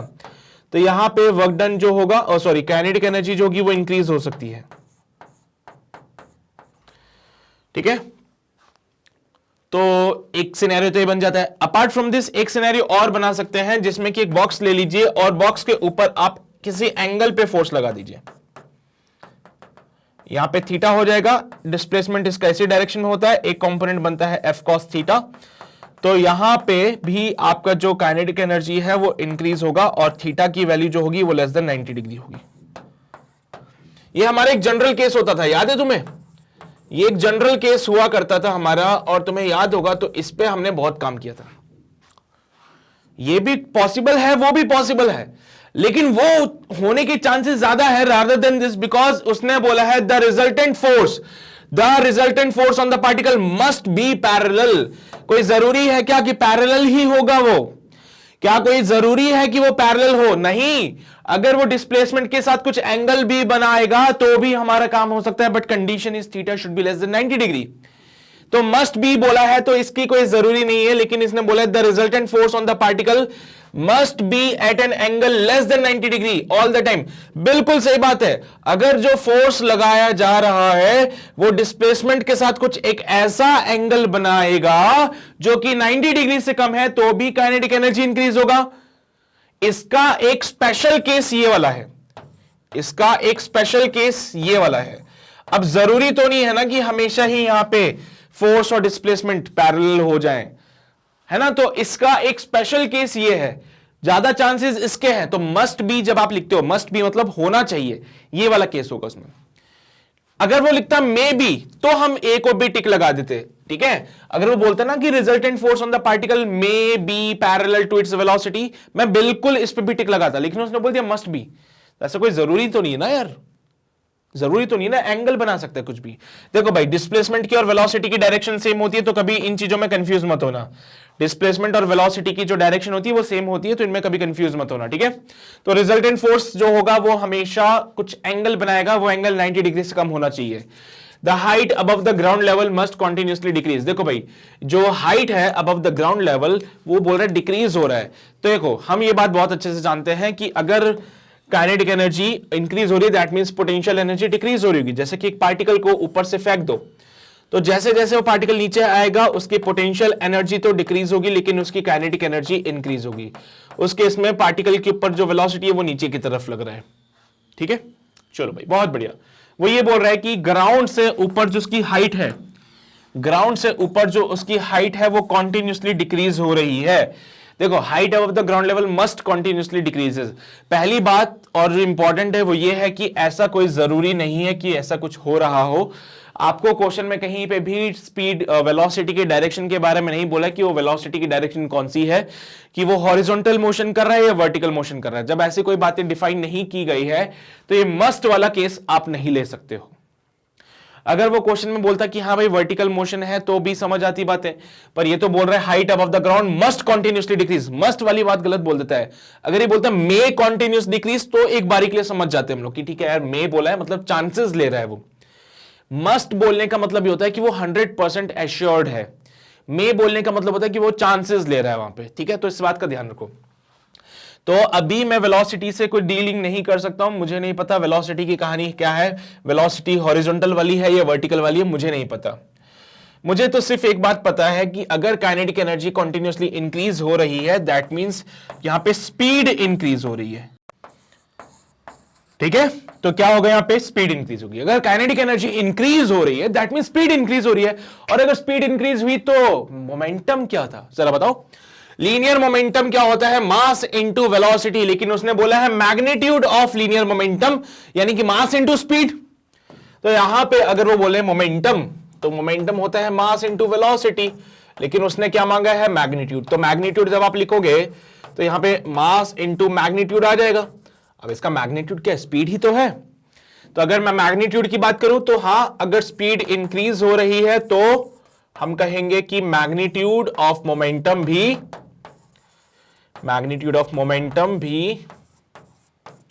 क्या होगा? इंक्रीज हो जाएगा। सही है? चलिए भाई, तो यहां पे हम बोलेंगे कि मैग्नीट्यूड ऑफ मोमेंटम जो होगा वो इंक्रीज होता रहेगा continuously. Height above the ground level must continuously decrease. देखो भाई, क्या है, इसने बोला कि जो हाइट है अबव द ग्राउंड लेवल वो कॉन्टिन्यूसली डिक्रीज होना चाहिए। इसको गलत करने का एक ही वजह है, क्योंकि इसने लिखा है मस्ट कॉन्टिन्यूसली डिक्रीज। पहली बात तो मुझे पता ही नहीं है कि वर्टिकल मोशन है या हॉरिजॉन्टल मोशन है। दूसरी बात, ये जो बातें बोल रहा है उसके हिसाब से ये वाला केस बनता है जिसमें नीचे आ रही है बॉल नीचे आ रही है, तो इसमें क्या हो रहा है? वेलोसिटी इधर है, mg भी नीचे की तरफ लग रहा है, यानी कि तो वो वाला सिनेरियो होगा जिसमें फोर्स और वेलोसिटी के बीच का एंगल 0 डिग्री का था। ये तो वो वाला केस बन गया जिसमें फोर्स और वेलोसिटी के बीच का एंगल 0 डिग्री का था, तो वो चीज तो नहीं बन सकती ना यार। कंपलसरी वाला नहीं है, उसने मस्ट बी लिखा है। अगर वो लिखता मे बी तो भी बात चलती, लेकिन उसने लिखा मस्ट कंटिन्यूसली डिक्रीज, तो मस्ट नहीं होगा। मस्ट तभी लगाया जाता है जब आप 100% एश्योर्ड हैं, 100% की श्योरिटी है आपके पास में, तो ठीक है। तो इस बात का थोड़ा सा ध्यान रखिए। यहां पे आपका ए और डी ऑप्शन, सॉरी बी और डी ऑप्शन बिल्कुल करेक्ट होंगे, बाकी के ऑप्शंस आपके गलत है। ठीक है, क्लियर है ये बातें? नोट कर लो फटाफट से, फिर आगे बढ़ते हैं। कर लिया नोट सभी ने? इसको भी नोट कर लेना, ये वाला पार्ट भी, इसको भी नोट कर लेना। एक मिनट रुको, ये वाला, ठीक है। चलिए भाई, बहुत बढ़िया, शाबाश। सो ये थी कहानी क्वेश्चन नंबर 7 की। अब आगे बढ़ते हैं, क्वेश्चन नंबर 8 पे आ जाते हैं। क्वेश्चन 8 हमसे क्या बोलता है? One end of a light spring of spring constant के is fixed to a wall and the other end is tied to a block placed on a smooth horizontal surface. In a displacement, the work done by the spring is half kx square and the possible cases are, आपको बताना इनमें से कौन कौन से cases possible हो सकते हैं। देखो, work done by the spring half K X square है। कब कब work done by the spring half K X square हो सकता है, ये आपको बताना है। पहला केस बोलता है कि स्प्रिंग जो है इनिशियली कंप्रेस थी बाय डिस्टेंस x और फाइनली वो अपने नेचुरल लेंथ में आ गई है। It was initially stretched by a distance x and finally was it in its natural length. It was initially in its natural length and finally in a compressed position, and fourth option says it was initially in its natural length and finally in a stretched position. Sorry. तो आपके हिसाब से कौन से options यहां पे correct हो सकते हैं?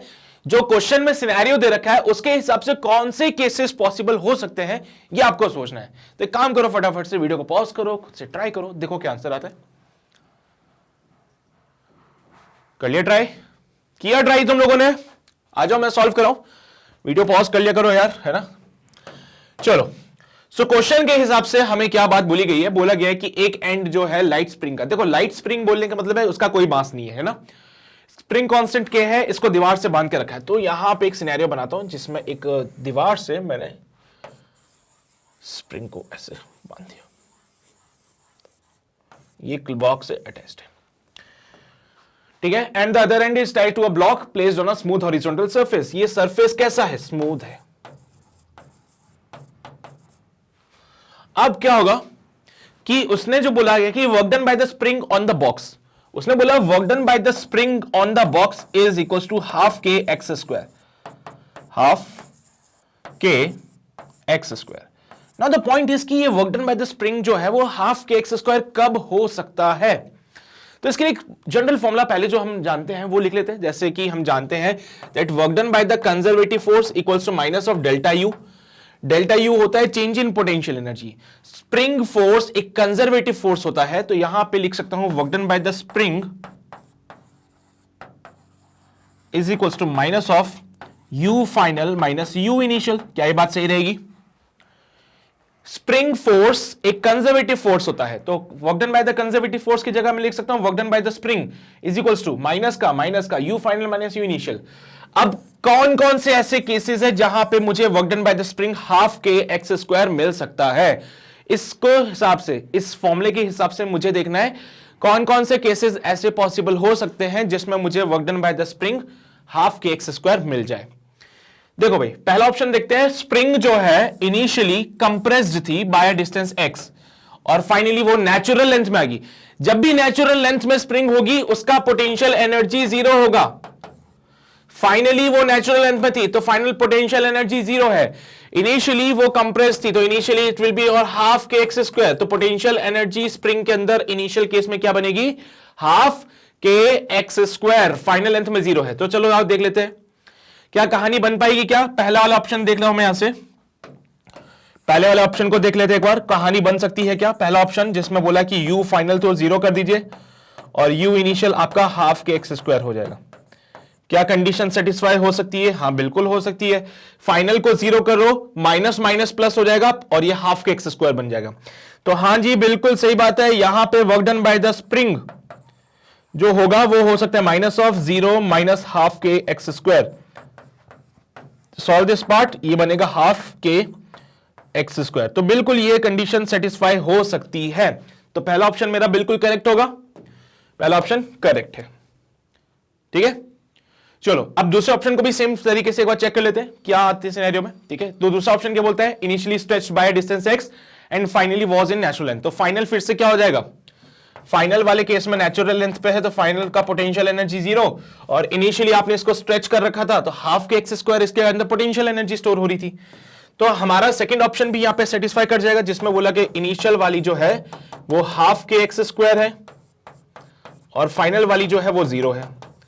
तो यहां पे भी work done by the spring आपका बन सकता है कितना, minus of zero minus half K X square. तो पहले के दो ऑप्शंस तो बिल्कुल करेक्ट आ रहे हैं हमारे पास, है ना, पहले के दो ऑप्शंस तो बिल्कुल करेक्ट आ रहे हैं। बचे हुए दो ऑप्शंस को चेक करना है। तो एक बार ट्राई करो फटाफट से, देखो इनिशियली नेचुरल लेंथ पे है, फाइनली कंप्रेस किया है, पॉसिबल हो सकता है क्या, या फिर इनिशियली नेचुरल लेंथ पे था, फाइनली आपने इसको स्ट्रेच किया, पॉसिबल हो सकता है क्या। सोचो जरा, सोचा कुछ इसके बारे में तुम लोगों ने। अगर इनिशियली वो नेचुरल लेंथ पे होते और बाद में अगर आप इनको या तो कंप्रेस या फिर स्ट्रेच करते तो उस केस में इनिशियल पोटेंशियल एनर्जी जीरो थी, राइट। अगर इनिशियली ये नेचुरल लेंथ पे होते तो इनकी इनिशियल वाली पोटेंशियल एनर्जी जीरो होती, और फाइनली अगर वो कंप्रेस्ड पोजीशन में या फिर स्ट्रेच्ड पोजीशन में होते तो इनकी final potential energy half K X square हो सकती थी। इन दैट केस अगर मैं इस फॉर्मूले में, just wait a second, in that case अगर मैं इस फॉर्मूले में इसको लगाता हूं तो what I will get is, initial वाली जीरो कर दो, फाइनल वाली माइनस में आ जाएगी फिर। तो उस केस में आपका जो work done by the spring होगा, मैं यहां पे लिख देता हूं थर्ड ऑप्शन और फोर्थ ऑप्शन को भी। थर्ड ऑप्शन और फोर्थ ऑप्शन दोनों की सेम कहानी चलेगी। अगर इनिशियल पोटेंशियल एनर्जी जीरो हो गई और फाइनल वाली अगर हाफ के एक्स स्क्वायर है तो आपका जो work done by the spring आएगा it will be equal to minus का half K X square minus का zero minus of half K X square. जो क्वेश्चन में उसने मुझे गिवन दिया था, या जो क्वेश्चन में गिवन था वो था प्लस का half K X square. Question में जो चीज उसने गिवन थी वो थी कि प्लस का हाफ के एक्स स्क्वायर होगा। हमारे पास जो आ रहा है वो माइनस का हाफ के एक्स स्क्वायर है, मैच नहीं कर रहा है। ठीक है, तो एक वेरिएशन आता है प्लस और माइनस का, तो ये चीज नहीं हो सकती। तो थर्ड और फोर्थ ऑप्शन हमारे गलत हो जाएंगे, क्योंकि इसमें इनिशियली वो नेचुरल लेंथ पे थे। इन वाले केसेस में वो फाइनली नेचुरल लेंथ पे है, तो उसकी वजह से फाइनल पोटेंशियल एनर्जी जीरो हो रही थी और इनिशियल वाली हाफ के एक्स स्क्वायर चल रही थी हमारे पास। समझते हो ना बातें, दो क्लियर है ना सब कुछ। तो ये है कहानी भाई पोटेंशियल एनर्जी की। तो क्लियर हो गई है तो फटाफट से नोट कर लो, ये वाला पार्ट नोट कर लो पहले। तो एक काम करो, यहीं से शुरू करो, यहीं से नोट करना शुरू करो। थर्ड और फोर्थ ऑप्शन दोनों मैंने वहां पे एक साथ लिख दिए, नोट कर लो जल्दी से। कर लिया नोट, बहुत बढ़िया। चलिए भाई, तो समझ आ गई ना पिक्चर क्या है। अगर वो इनिशियली कंप्रेस थे तो इनिशियल वाली पोटेंशियल एनर्जी आएगी, फाइनली अगर वो नेचुरल लेंथ पे आ गए तो फाइनल वाली पोटेंशियल एनर्जी जीरो हो जाएगी। सेम केस बी में भी चलेगा, बट सी और डी में, थर्ड और फोर्थ ऑप्शन में ये चीज नहीं हो सकती थी। ठीक है, so well this is all about the question number 8। I think clear हो गई सभी को सारी बातें। आगे बढ़ते हैं, क्वेश्चन नंबर 9 पे आ जाते हैं। क्वेश्चन 9 हमसे क्या बोलते हैं, आओ देखें। A block of mass m is hanging over a smooth and light pulley through a light string. The other end of the string is pulled by a constant force F. The kinetic energy of the block increased by 20 joule in 1 second. तो भाई क्या बोला जाता है कि एक block है जिसका मास है m और इसको हैंग कर रखा है over a smooth and light pulley through a light string. ठीक है, एक लाइट स्ट्रिंग के थ्रू इसे हमने अटैच कर रखा है और अदर एंड को हम पुल कर रहे हैं with a constant force F. तो सबसे पहले तो एक पुली सिस्टम बना लेते हैं यहाँ पे. तो यहां पे ये है हमारे पास एक पुली, यहां पे एक ब्लॉक हमने अटैच करके रखा हुआ है इससे, having some mass of m. यहां से हमने इसको पुल किया है विद सम फोर्स F. यहां पे टेंशन T आएगा, है ना. तुम जानते हो एट द पॉइंट जहां पे डायरेक्टली फोर्स लगा दिया है रस्सी पे, वहां पे टेंशन आपका फोर्स के बराबर हो जाता है. इधर होगा mg नीचे की तरफ लगेगा, इधर टेंशन T ऊपर की तरफ लगेगा. तो kinetic energy of the block increases by 20 joule. तो अब यहां पे ब्लॉक की जो काइनेटिक एनर्जी की बात कर रहे हैं वो इंक्रीज हो रही है 20 जूल से, यानी कि change in kinetic energy is of 20 joule यहां पे. और कितना टाइम लगा उसमें, 1 सेकेंड्स का. तो इस बॉक्स का काइनेटिक एनर्जी इंक्रीज हुआ है, दैट मींस ये बॉक्स की वेलोसिटी इंक्रीज हुई है.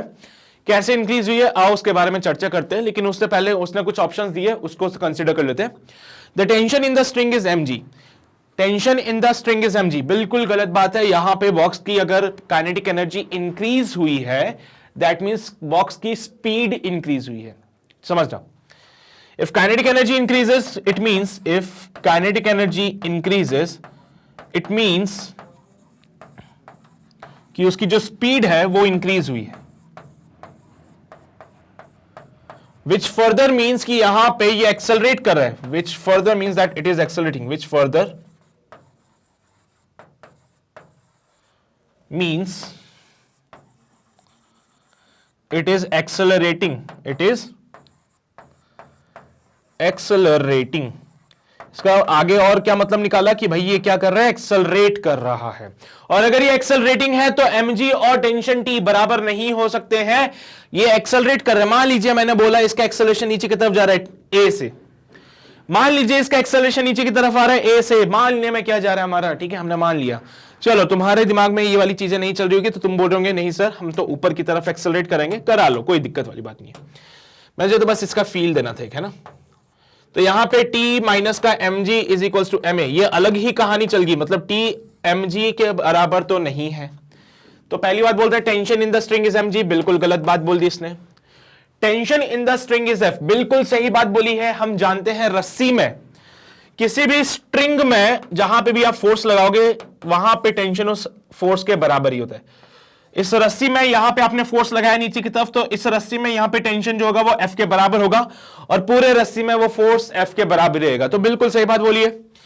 Work done by the tension on the block is 20 joule in the above 1 second. देखो भाई यहां पे टेंशन के अलावा कोई और भी फोर्स काम कर रहा है क्या ब्लॉक के ऊपर? जी हां, इस ब्लॉक के ऊपर टेंशन के अलावा mg भी काम कर रहा है। And from the work energy theorem, from work energy theorem मैं जानता हूं कि यहां पे वर्क डन बाय टेंशन भी आएगा, वर्क डन बाय mg भी आएगा और उसकी वजह से काइनेटिक एनर्जी में चेंज आएगा। तो यहां पे जो भी आपको ये चीज मिल रही है, it is all because of the work done by the tension and the work done by the mg, या फिर कह सकते हो इन दोनों फोर्सेस के रिजल्टेंट की वजह से जो वर्क मिलता है। क्या बोलोगे? पहली चीज बोल सकते हो टेंशन और mg दोनों का वर्क होगा जिसकी वजह से काइनेटिक एनर्जी में चेंज होगा, या फिर बोल सकते हो टेंशन और mg का रिजल्टेंट जो होगा उसकी वजह से काइनेटिक एनर्जी में चेंज आएगा। तो यहां पे बोलता है work done by the tension, सिर्फ टेंशन की बात कर रहा है तो गलत है ना, ये भी दोनों का कंबाइन होना चाहिए। अगला ऑप्शन बोलता है work done by the force of gravity, सिर्फ फोर्स ऑफ ग्रेविटी बोल रहा है, ये भी गलत बात है क्योंकि वो चाहता है कि जो काइनेटिक एनर्जी में चेंज हुआ है वो दोनों फोर्सेस की वजह से हो। यहां पे टेंशन लग रहा है, mg लग रहा है, तो दोनों को ही कंसीडरेशन मिलेंगे। सो इसलिए हमारा बी ऑप्शन यहां पे बिल्कुल करेक्ट होगा, बाकी के सारे ऑप्शंस गलत होंगे। फटाफट से नोट कीजिए, फिर हम आगे बढ़ते हैं अगले सवाल की ओर। चलिए भाई कर लिया नोट, समझ आ गई कहानी, बहुत सिंपल है ना, कोई भी रॉकेट साइंस नहीं है यहां पे। वेल सो यहां पे चीजें क्लियर है क्वेश्चन नंबर 9 में। सो आगे बढ़ते हैं अगले सवाल पे जो कि क्वेश्चन नंबर 10। और क्या बोलता है क्वेश्चन नंबर 10, आओ जरा देखें। Question number 10 says, consider two observers moving with respect to each other at a speed of v along a straight line. They observe a block of mass m moving a distance l on a rough surface. The following quantities will be same as observed by the two observers. Kinetic energy of the block at time t, work done by the friction, total work done on the block and the acceleration of the block. दो observers हैं जो कि एक दूसरे के respect में v velocity से move कर रहे हैं। दो ऑब्जर्वर है मूविंग कर रहे हैं एक दूसरे के रेस्पेक्ट में with the speed of v along a straight line। दोनों ने एक बॉक्स को देखा जिसका मास है m और दोनों ने देखा कि वो मूव कर रहा है at a distance of l on a rough surface. दोनों ने बॉक्स को देखा और कहा कि भाई ये बॉक्स जो है वो l डिस्टेंस मूव कर रहा है ऑन अ रफ सरफेस। तो इनमें से कौन कौन सी क्वांटिटीज ऐसी होंगी जो सेम रहेगी as observe by the two observer? दोनों ऑब्जर्वर्स के रेस्पेक्ट में कौन कौन सी क्वांटिटीज सेम रह सकती है? सोचो जरा, थोड़ा सा दिमाग लगाओ, बताओ कौन कौन सी वो क्वांटिटीज है जो दोनों ऑब्जर्वर के लिए सेम होगी। चलिए भाई सोच लिया। तो दो ऑब्जर्वर एक दूसरे के रेस्पेक्ट में जा रहे हैं, तो ये हमारा पहला ऑब्जर्वर है, ये हमारा दूसरा ऑब्जर्वर है। अगर इस पहले वाले ऑब्जर्वर की, इसको मैं नाम ए बोल देता हूं, इसको मैं बी बोल देता हूं। अगर ए की वेलोसिटी वी ए है, बी की वेलोसिटी वी बी है, तो V A minus V B उसने बोल दिया है कितना होगा? V. V A minus V B कितना हो जाएगा? वी हो जाएगा। ठीक है, तो ए और बी के लिए हमने दोनों को पिक्चर डिफाइन कर दी। दोनों के ने एक ऑब्जेक्ट को देखा जिसका मास है m, दोनों ने एक ऑब्जेक्ट को देखा जिसका मास है m जो कि एक रफ हॉरिजॉन्टल सरफेस पे रखा हुआ है। उन्होंने बोला कि ये जो है वो l डिस्टेंस को ट्रैवल करता है। अब देखो पॉइंट ये होता है कि मैं डायरेक्शन डिफाइन नहीं कर रहा हूं यहां पे, तुमने देखा होगा कि मैं डायरेक्शन डिफाइन नहीं कर रहा हूं, क्योंकि मुझे क्वेश्चन में कहीं पे ऐसा बोला नहीं गया कि इनकी डायरेक्शन क्या है। अब जब मैं बोलता हूं वी ए माइनस वीबी, तो ये एक रिलेटिव वेलोसिटी वाली बातें होती है ना। दोनों की relative velocity V A minus VB भी हो सकता है, वी ए प्लस वीबी भी हो सकता है, डिपेंडिंग ऑन कि वो कौन सी डायरेक्शन में जा रहे हैं। मुझे नहीं पता कि इनकी डायरेक्शन कौन सी है मोशन की। हो सकता है ए वाला इधर जा रहा हो, बी भी सेम डायरेक्शन में जा रहा हो सकता है ए और बी दोनों अपोजिट डायरेक्शन में जा रहे हो। तो ये स्पेसिफाइड नहीं है डायरेक्शन, यहां पे समझना इसको, ठीक है। तो दोनों की रिलेटिव वेलोसिटी यहां पे बोली है a along a straight line. अब स्ट्रेट लाइन में वही बात होगी कि भाई हो सकता है जो बी वाला है वो इधर जा रहा है, हो सकता है ए वाला भी इधर जा रहा है, हो सकता है बी इधर चला जाए, ए इधर चला जाए। डायरेक्शन के बारे में कुछ भी नहीं पता हम लोगों को, है ना। डायरेक्शन के बारे में हमें कुछ भी नहीं पता, तो हम डायरेक्शन को स्पेसिफाई नहीं कर सकते हम पे, ठीक है। बस इतना समझ जाएंगे कि हाँ भाई यहां पे कुछ रिलेटिव वेलोसिटी की कहानी चल रही है दोनों के बीच में। पर वो रिलेटिव वेलोसिटी कैसे डिफाइन करूं, मतलब वी ए माइनस वीबी करूं या वी ए प्लस वीबी करूं, कुछ नहीं पता हम लोगों को, इसलिए मैंने बस सिंपल सी बात बोली है। उन दोनों ने देखा एक बॉक्स है जिसका मास है एम और वो एक रफ हॉरिजॉन्टल सरफेस पे पड़ा हुआ है। दोनों के लिए ये बॉक्स एम मास का है और एल डिस्टेंस कवर कर रहा है वो on a rough surface. The following quantities will be same as observe by the two observer. अगर इसके पास वेलोसिटी वी ए है, इसके पास वेलोसिटी वी बी है, तो इसके लिए इसकी वेलोसिटी कुछ भी हो सकती है, let's say V A dash.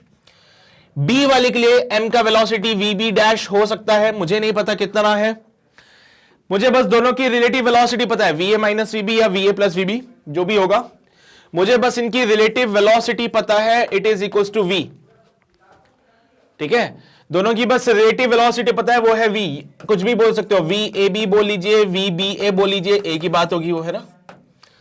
तो बस रिलेटिव वेलोसिटी पता है। अब क्योंकि दोनों की कुछ रिलेटिव वेलोसिटी है, मतलब इसकी वेलोसिटी अलग है, इसकी अलग है, इसके लिए इस बॉक्स का मास, इसके जो बॉक्स है इसकी वेलोसिटी कुछ और होगी, बी वाले पर्सन के लिए बॉक्स की वेलोसिटी कुछ और होगी। ये कुछ ऐसा सिनेरियो है कि तुम और तुम्हारे दोस्त दो अलग अलग गाड़ियों में जा रहे हैं, ध्यान से सुनना इस बात को। तुम हो और तुम्हारा एक दोस्त है जो कि अलग अलग गाड़ी में है, ठीक है। तो तुम्हारा जो दोस्त है वो आगे की तरफ जा रहा है 10 मीटर पर सेकंड से,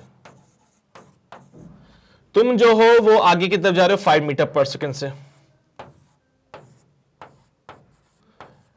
ठीक है। तुम दोनों के बीच में क्या रिलेटिव वेलोसिटी है? जी हां सर, हमारे बीच में रिलेटिव वेलोसिटी है। मैंने बोला कि ठीक है तुम्हारी डायरेक्शन सेम है, मान लो। तो उसने बोला दोनों के बीच में रिलेटिव वेलोसिटी जो होगी वो होगी कितनी, 5 मीटर पर सेकंड। मैंने बोला ठीक है सर, समझ गए बात को। उसने बोला दोनों के बीच में रिलेटिव वेलोसिटी 5 मीटर पर सेकंड की होगी, तो मैंने मान लिया कि ठीक है भाई यहां पे ए वाला ये है, बी वाला ये है। दोनों ने रास्ते में आते हुए पेड़ को देखा, दोनों ने रास्ते में आते हुए पेड़ को देखा। तुम्हारे लिए जो बी वाला है वो पेड़ पीछे जाएगा 5 मीटर पर सेकंड से, तुम्हारे दोस्त के लिए ये पेड़ पीछे जाएगा 10 मीटर पर सेकंड से। हां नो डाउट तुम्हारी रिलेटिव वेलोसिटी है, नो डाउट तुम्हारी रिलेटिव वेलोसिटी है, लेकिन इसका ये मतलब नहीं है ना कि तुम्हारे जो रिलेटिव वेलोसिटी है पेड़ की भी वही रहे, नहीं नहीं नहीं, ठीक है। ए वाले के लिए पेड़ की वेलोसिटी है 10 मीटर पर सेकंड की, बी वाले के लिए पेड़ की वेलोसिटी है 5 मीटर पर सेकंड की। तो दोनों के लिए उस पेड़ की जो वेलोसिटी है वो अलग अलग है। तो सिमिलरली यहां पे भी होगा, बी वाले को ये दिखेगा पीछे जाता हुआ with some velocity of VB, A वाले को ये पीछे जाता हुआ दिखेगा with some velocity V A.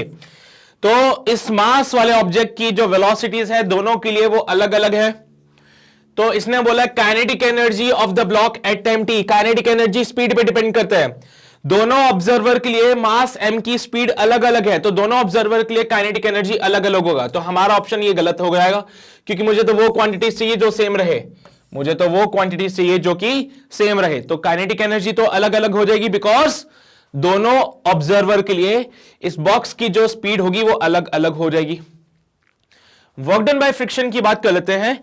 तो देखो भाई work done by friction same क्यों नहीं हो रहा है, क्योंकि फ्रिक्शन की बात अगर करी जाए तो क्या होगा कि दोनों की अभी डायरेक्शन डिफाइन नहीं की गई मुझे, ना।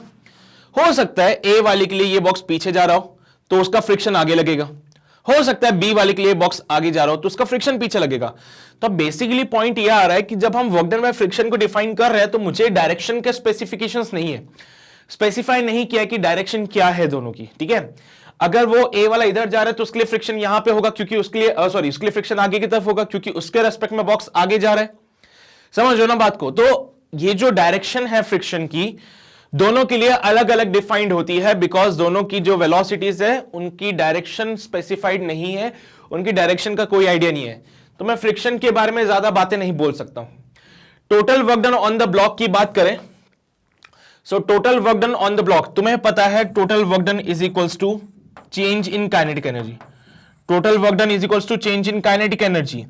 अगर मैं बात करूं काइनेटिक एनर्जी की, तो दोनों ऑब्जर्वर के लिए काइनेटिक एनर्जी अलग अलग है, क्योंकि दोनों ऑब्जर्वर के लिए बॉक्स की स्पीड अलग अलग होगी। तो अगर दोनों ऑब्जर्वर के लिए काइनेटिक एनर्जी अलग अलग है तो वर्क डन भी अलग अलग होगा। एक्सेलरेशन ऑफ द ब्लॉक की बात करते हो, देखो भाई क्या होता है कि जब दोनों की रिलेटिव वेलोसिटी हमने फाइंड आउट करी, it comes out be v, ठीक है, और ये v एक कांस्टेंट वैल्यू मिल रही है जो कि टाइम के साथ चेंज नहीं हो रही है। दोनों की रिलेटिव वेलोसिटी मैंने निकाली वो आई v, और एक कांस्टेंट वैल्यू मिल रही है जो कि टाइम के साथ चेंज नहीं हो रही है। तो दोनों का अगर मैं रिलेटिव एक्सेलरेशन निकाल दूं तो फिर मुझे मिलेगा dv रिलेटिव अपॉन dt। दोनों का अगर मैं रिलेटिव एक्सेलरेशन निकाल दूं तो क्या मिलेगा, dv रिलेटिव अपॉन dt, जो कि मिलेगा dv बाई dt, जो कि अगेन क्या है, जीरो।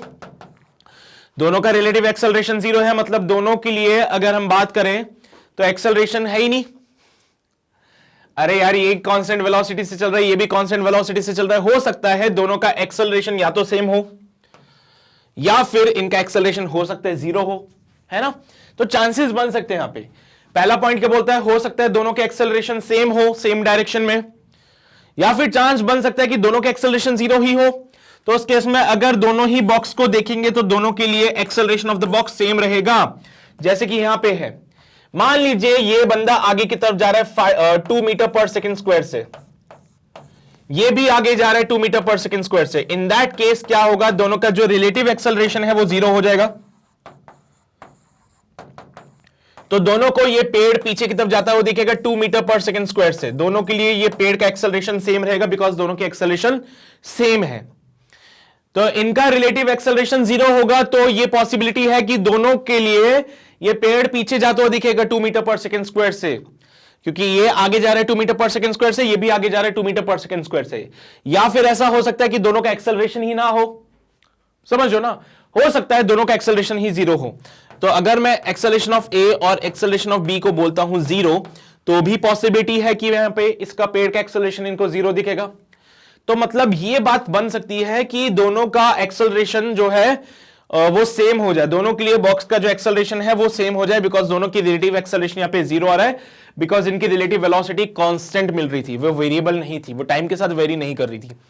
तो इनकी रिलेटिव वेलोसिटी मुझे कांस्टेंट मिली, जिसके चक्कर में इनका रिलेटिव एक्सेलरेशन जीरो आ गया। और मैं कह सकता हूं कि भाई अगर दोनों का रिलेटिव एक्सेलरेशन जीरो है तो दोनों को इस बॉक्स का एक्सेलरेशन सेम दिखेगा, तो दोनों को इस बॉक्स का एक्सेलरेशन सेम दिखने वाला है। Work done on the block तुम्हें पता चली गया, क्योंकि काइनेटिक एनर्जी दोनों की अलग अलग है, तो वर्क डन जो टोटल वर्क डन है ब्लॉक पे वो भी दोनों के लिए अलग अलग होगा।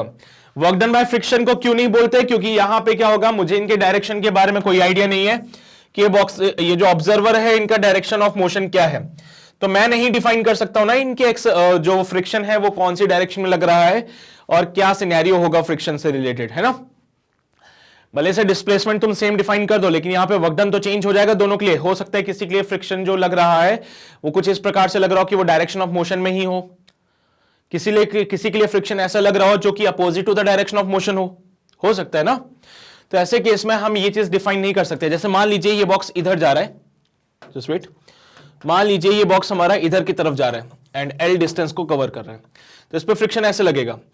अब कोई ऑब्जर्वर जो होगा वो इस डायरेक्शन में जाएगा तो उसके लिए तो भाई ठीक है, कोई ऑब्जर्वर होगा जो इस डायरेक्शन में जा रहा है तो उसके लिए कहानी चेंज हो जाएगी। अगर ये इसी डायरेक्शन में जा रहा है तो फिर क्या होगा, इसके लिए ऑब्जर्वर पीछे, ये जो ऑब्जेक्ट है वो पीछे जाता हुआ दिखेगा इसको, ये इधर जा रहा है उसके लिए ऑब्जेक्ट इसको इधर जाता हुआ दिखेगा। समझ रहे हो ना बात को। अगर बी वाला इधर की तरफ मूव करता है तो उसके लिए बॉक्स उधर जाएगा, ए वाला उधर ही जा रहा है उसके लिए बॉक्स पीछे की तरफ आता हुआ दिखेगा उसको। तो दोनों की डायरेक्शन अभी स्पेसिफाइड नहीं है, इसलिए मैं इसको गलत कर रहा हूं। अगर वो इनके मोशन की डायरेक्शन को स्पेसिफाई कर देता, इनकी वेलोसिटीज के डायरेक्शन को स्पेसिफाई कर देता, तो मैं ये काम जरूर कर देता और इसको टिक भी लगा देता। बट क्योंकि उसने मुझे डायरेक्शन को स्पेसिफाई नहीं किया है, बस उसने बोला है दो ऑब्जर्वर है मूव कर रहे हैं एक दूसरे के रेस्पेक्ट में at a speed of v। मुझे कैसे पता चलेगा दोनों सेम डायरेक्शन में जा रहे हैं, दोनों अपोजिट डायरेक्शन में जा रहे हैं, ये बात मुझे नहीं पता ना।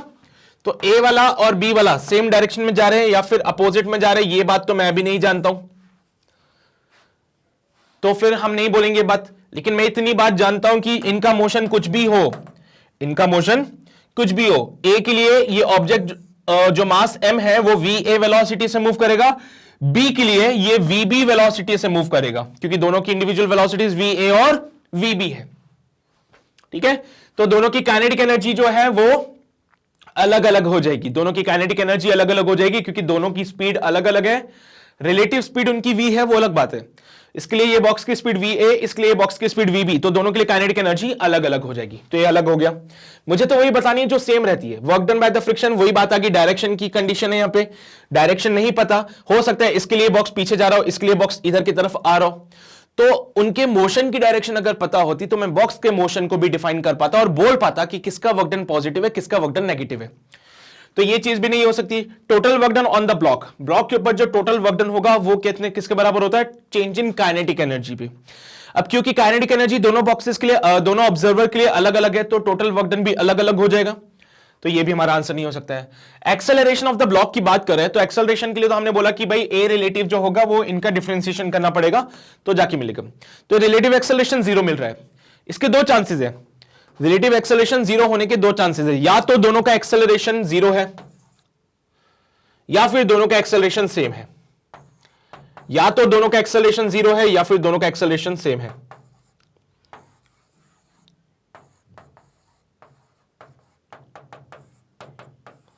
ठीक है, तो या तो दोनों का एक्सेलरेशन सेम है या फिर दोनों का एक्सेलरेशन 0 है। उसी केस में इनका रिलेटिव एक्सेलरेशन 0 हो सकता है। अगर दोनों का एक्सेलरेशन 0 हो गया तो इन दोनों को बॉक्स भी 0 एक्सेलरेशन से जाता हुआ दिखेगा। दोनों के एक्सेलरेशन अगर 0 हो गए तो दोनों को ये बॉक्स भी 0 एक्सेलरेशन से जाता हुआ दिखेगा। दोनों के एक्सेलरेशन अगर सेम होंगे, मान लीजिए इसका एक्सेलरेशन इधर है तो बी का भी इधर ही होना चाहिए। अगर ए का एक्सेलरेशन इधर है तो बी का भी इधर होना चाहिए। अगर दोनों के एक्सेलरेशन सेम है तो इनको ये बॉक्स पीछे जाता हुआ दिखेगा विद द सेम एक्सेलरेशन। समझे बात को? तो कहानी डिफाइन करना जरूरी है। यहां पे रिलेटिव एक्सेलरेशन 0 है तभी हो सकता है जब दोनों के एक्सेलरेशन सेम डायरेक्शन में हो, सेम मैग्नीट्यूड के हो, या फिर दोनों के एक्सेलरेशन ही 0 हो। 0 एक्सेलरेशन होगा तो उनको ये बॉक्स 0 एक्सेलरेशन से जाता हुआ दिखेगा, और अगर दोनों के एक्सेलरेशन सेम मैग्नीट्यूड के हो गए तो इनको ये बॉक्स भी पीछे आता हुआ दिखेगा विद द सेम एक्सेलरेशन। तो यहां पे सिर्फ एक ही क्वांटिटी ऐसी हो सकती है जो सेम रहे दोनों ऑब्जर्वर के लिए, वो है उनके उस बॉक्स का एक्सेलरेशन। तो उसके लिए भी कंडीशन में स्पेसिफाई कर दी है। तो ये आपका क्वेश्चन नंबर 10 कंप्लीट हो गया है। फटाफट से इसको नोट कर लीजिए, फिर आगे बढ़ते हैं, अगले पार्ट पे आते हैं, देखते क्या है अगला पार्ट हमारे पास। नोट कर लो जल्दी से, कर लिया नोट? ये भी नोट कर लो, ये एग्जाम्पल है उसका, क्वेश्चन नंबर 10 के लिए एग्जाम्पल है ये। नोट कर लो फटाफट से, कर लिया नोट ये भी? चलिए जी, बहुत बढ़िया। सो ये थी कहानी क्वेश्चन नंबर 10 की। उम्मीद करता हूं समझ आई होगी। ओके, सो यहीं पे हमारा ऑब्जेक्टिव 2 समाप्त होता है। और जो भी क्वेश्चंस मैं आपको करा रहा हूं, उम्मीद करता हूं आप लोगों को समझ आ रहे होंगे। बट फिर भी अगर आपको लगता है कि किसी क्वेश्चन में कोई डाउट है या कोई प्रॉब्लम है, जो कोई कॉन्सेप्ट समझ नहीं आया है, उसके लिए वीडियो जरूर दोबारा देखो। और दोबारा देखने के लिए बेटर रहेगा अगर आप वेबसाइट पे हमें ज्वाइन करेंगे, because of the reason website पे हमने सारी वीडियोस को ऑलरेडी एक अरेंज फॉर्मेट में रखा है। हर एक कोर्स का एक प्लेलिस्ट बनाया है जिसमें वो वीडियो आपको इजीली अवेलेबल हो जाएगी। वी नो बेटर कि आप लोगों का टाइम बहुत इंपॉर्टेंट है, तो वीडियोस को ढूंढने में अपना टाइम वेस्ट करने से बेटर है आप वेबसाइट पे आओ, सीधा उस कोर्स में जाओ और अपनी वीडियो को देख के अपने डाउट्स को फटाफट से क्लियर करो। ओके, एंड ऑल्सो यहां पे हर कोर्स का एक कंप्लीट डिस्क्रिप्शन रहेगा, सो दैट आपको वीडियो को देख के ये पता करने की जरूरत नहीं है कि वो आपके लिए बेनिफिशियल है कि नहीं है। आप उसका डिस्क्रिप्शन पढ़ो, अगर वो आपके काम की वीडियो है, वहां पे आपके रिलेटेड कोर्स चल रहा है तो उसको देखो, अगर वो नहीं है तो उसको स्किप करो। टाइम बहुत इंपॉर्टेंट है हम लोगों के लिए। अगेन मैं बोल रहा हूं ये बात कि टाइम बहुत इंपॉर्टेंट है, ठीक है, इसका प्रॉपर यूटिलाइजेशन करना बहुत जरूरी है हमारे लिए। ठीक है, सो आप वेबसाइट पे आके ज्वाइन कर सकते हो, हर एक चीज आपको यहाँ पे एक प्रॉपर फॉर्मेट में रहेगी, कंप्लीट डिस्क्रिप्शन के साथ रहेगी, तो आप लोगों को बहुत ज्यादा बेनिफिशियल है ये चीजें। ठीक है, अपार्ट फ्रॉम दिस आप यूट्यूब पे चैनल को सब्सक्राइब जरूर कर लेना एंड बेल आइकन को जरूर दबा लेना, बिकॉज आप लोगों के एग्जाम से रिलेटेड ऐसे बहुत सारे इंपॉर्टेंट अपडेट्स हैं जो हम लोग आपको प्रोवाइड करा रहे हैं। उन सारे अपडेट्स के लिए आपको चैनल को सब्सक्राइब करना है और बेल आइकन को जरूर दबाना है, और इस सेशन को शेयर करना है to the maximum number of students, so that उनको भी वो बेनिफिट्स मिल सकें जो आप लोगों को मिल रहे हैं। राइट, और अगर क्वेश्चन सॉल्व हो रहे हैं, फिजिक्स का फील आ रहा है, मजा आ रहा है पढ़ने में, तो सेशन को जरूर लाइक कर दीजिएगा। ओके, सो ये सारे काम before the ending of the session कर दीजिए। एंड आज का सेशन यही समाप्त करते हैं। अगले सेशन से हम एक्सरसाइज क्वेश्चंस को शुरू करेंगे, तो तैयार रहिएगा उसके लिए। Okay, all the very best.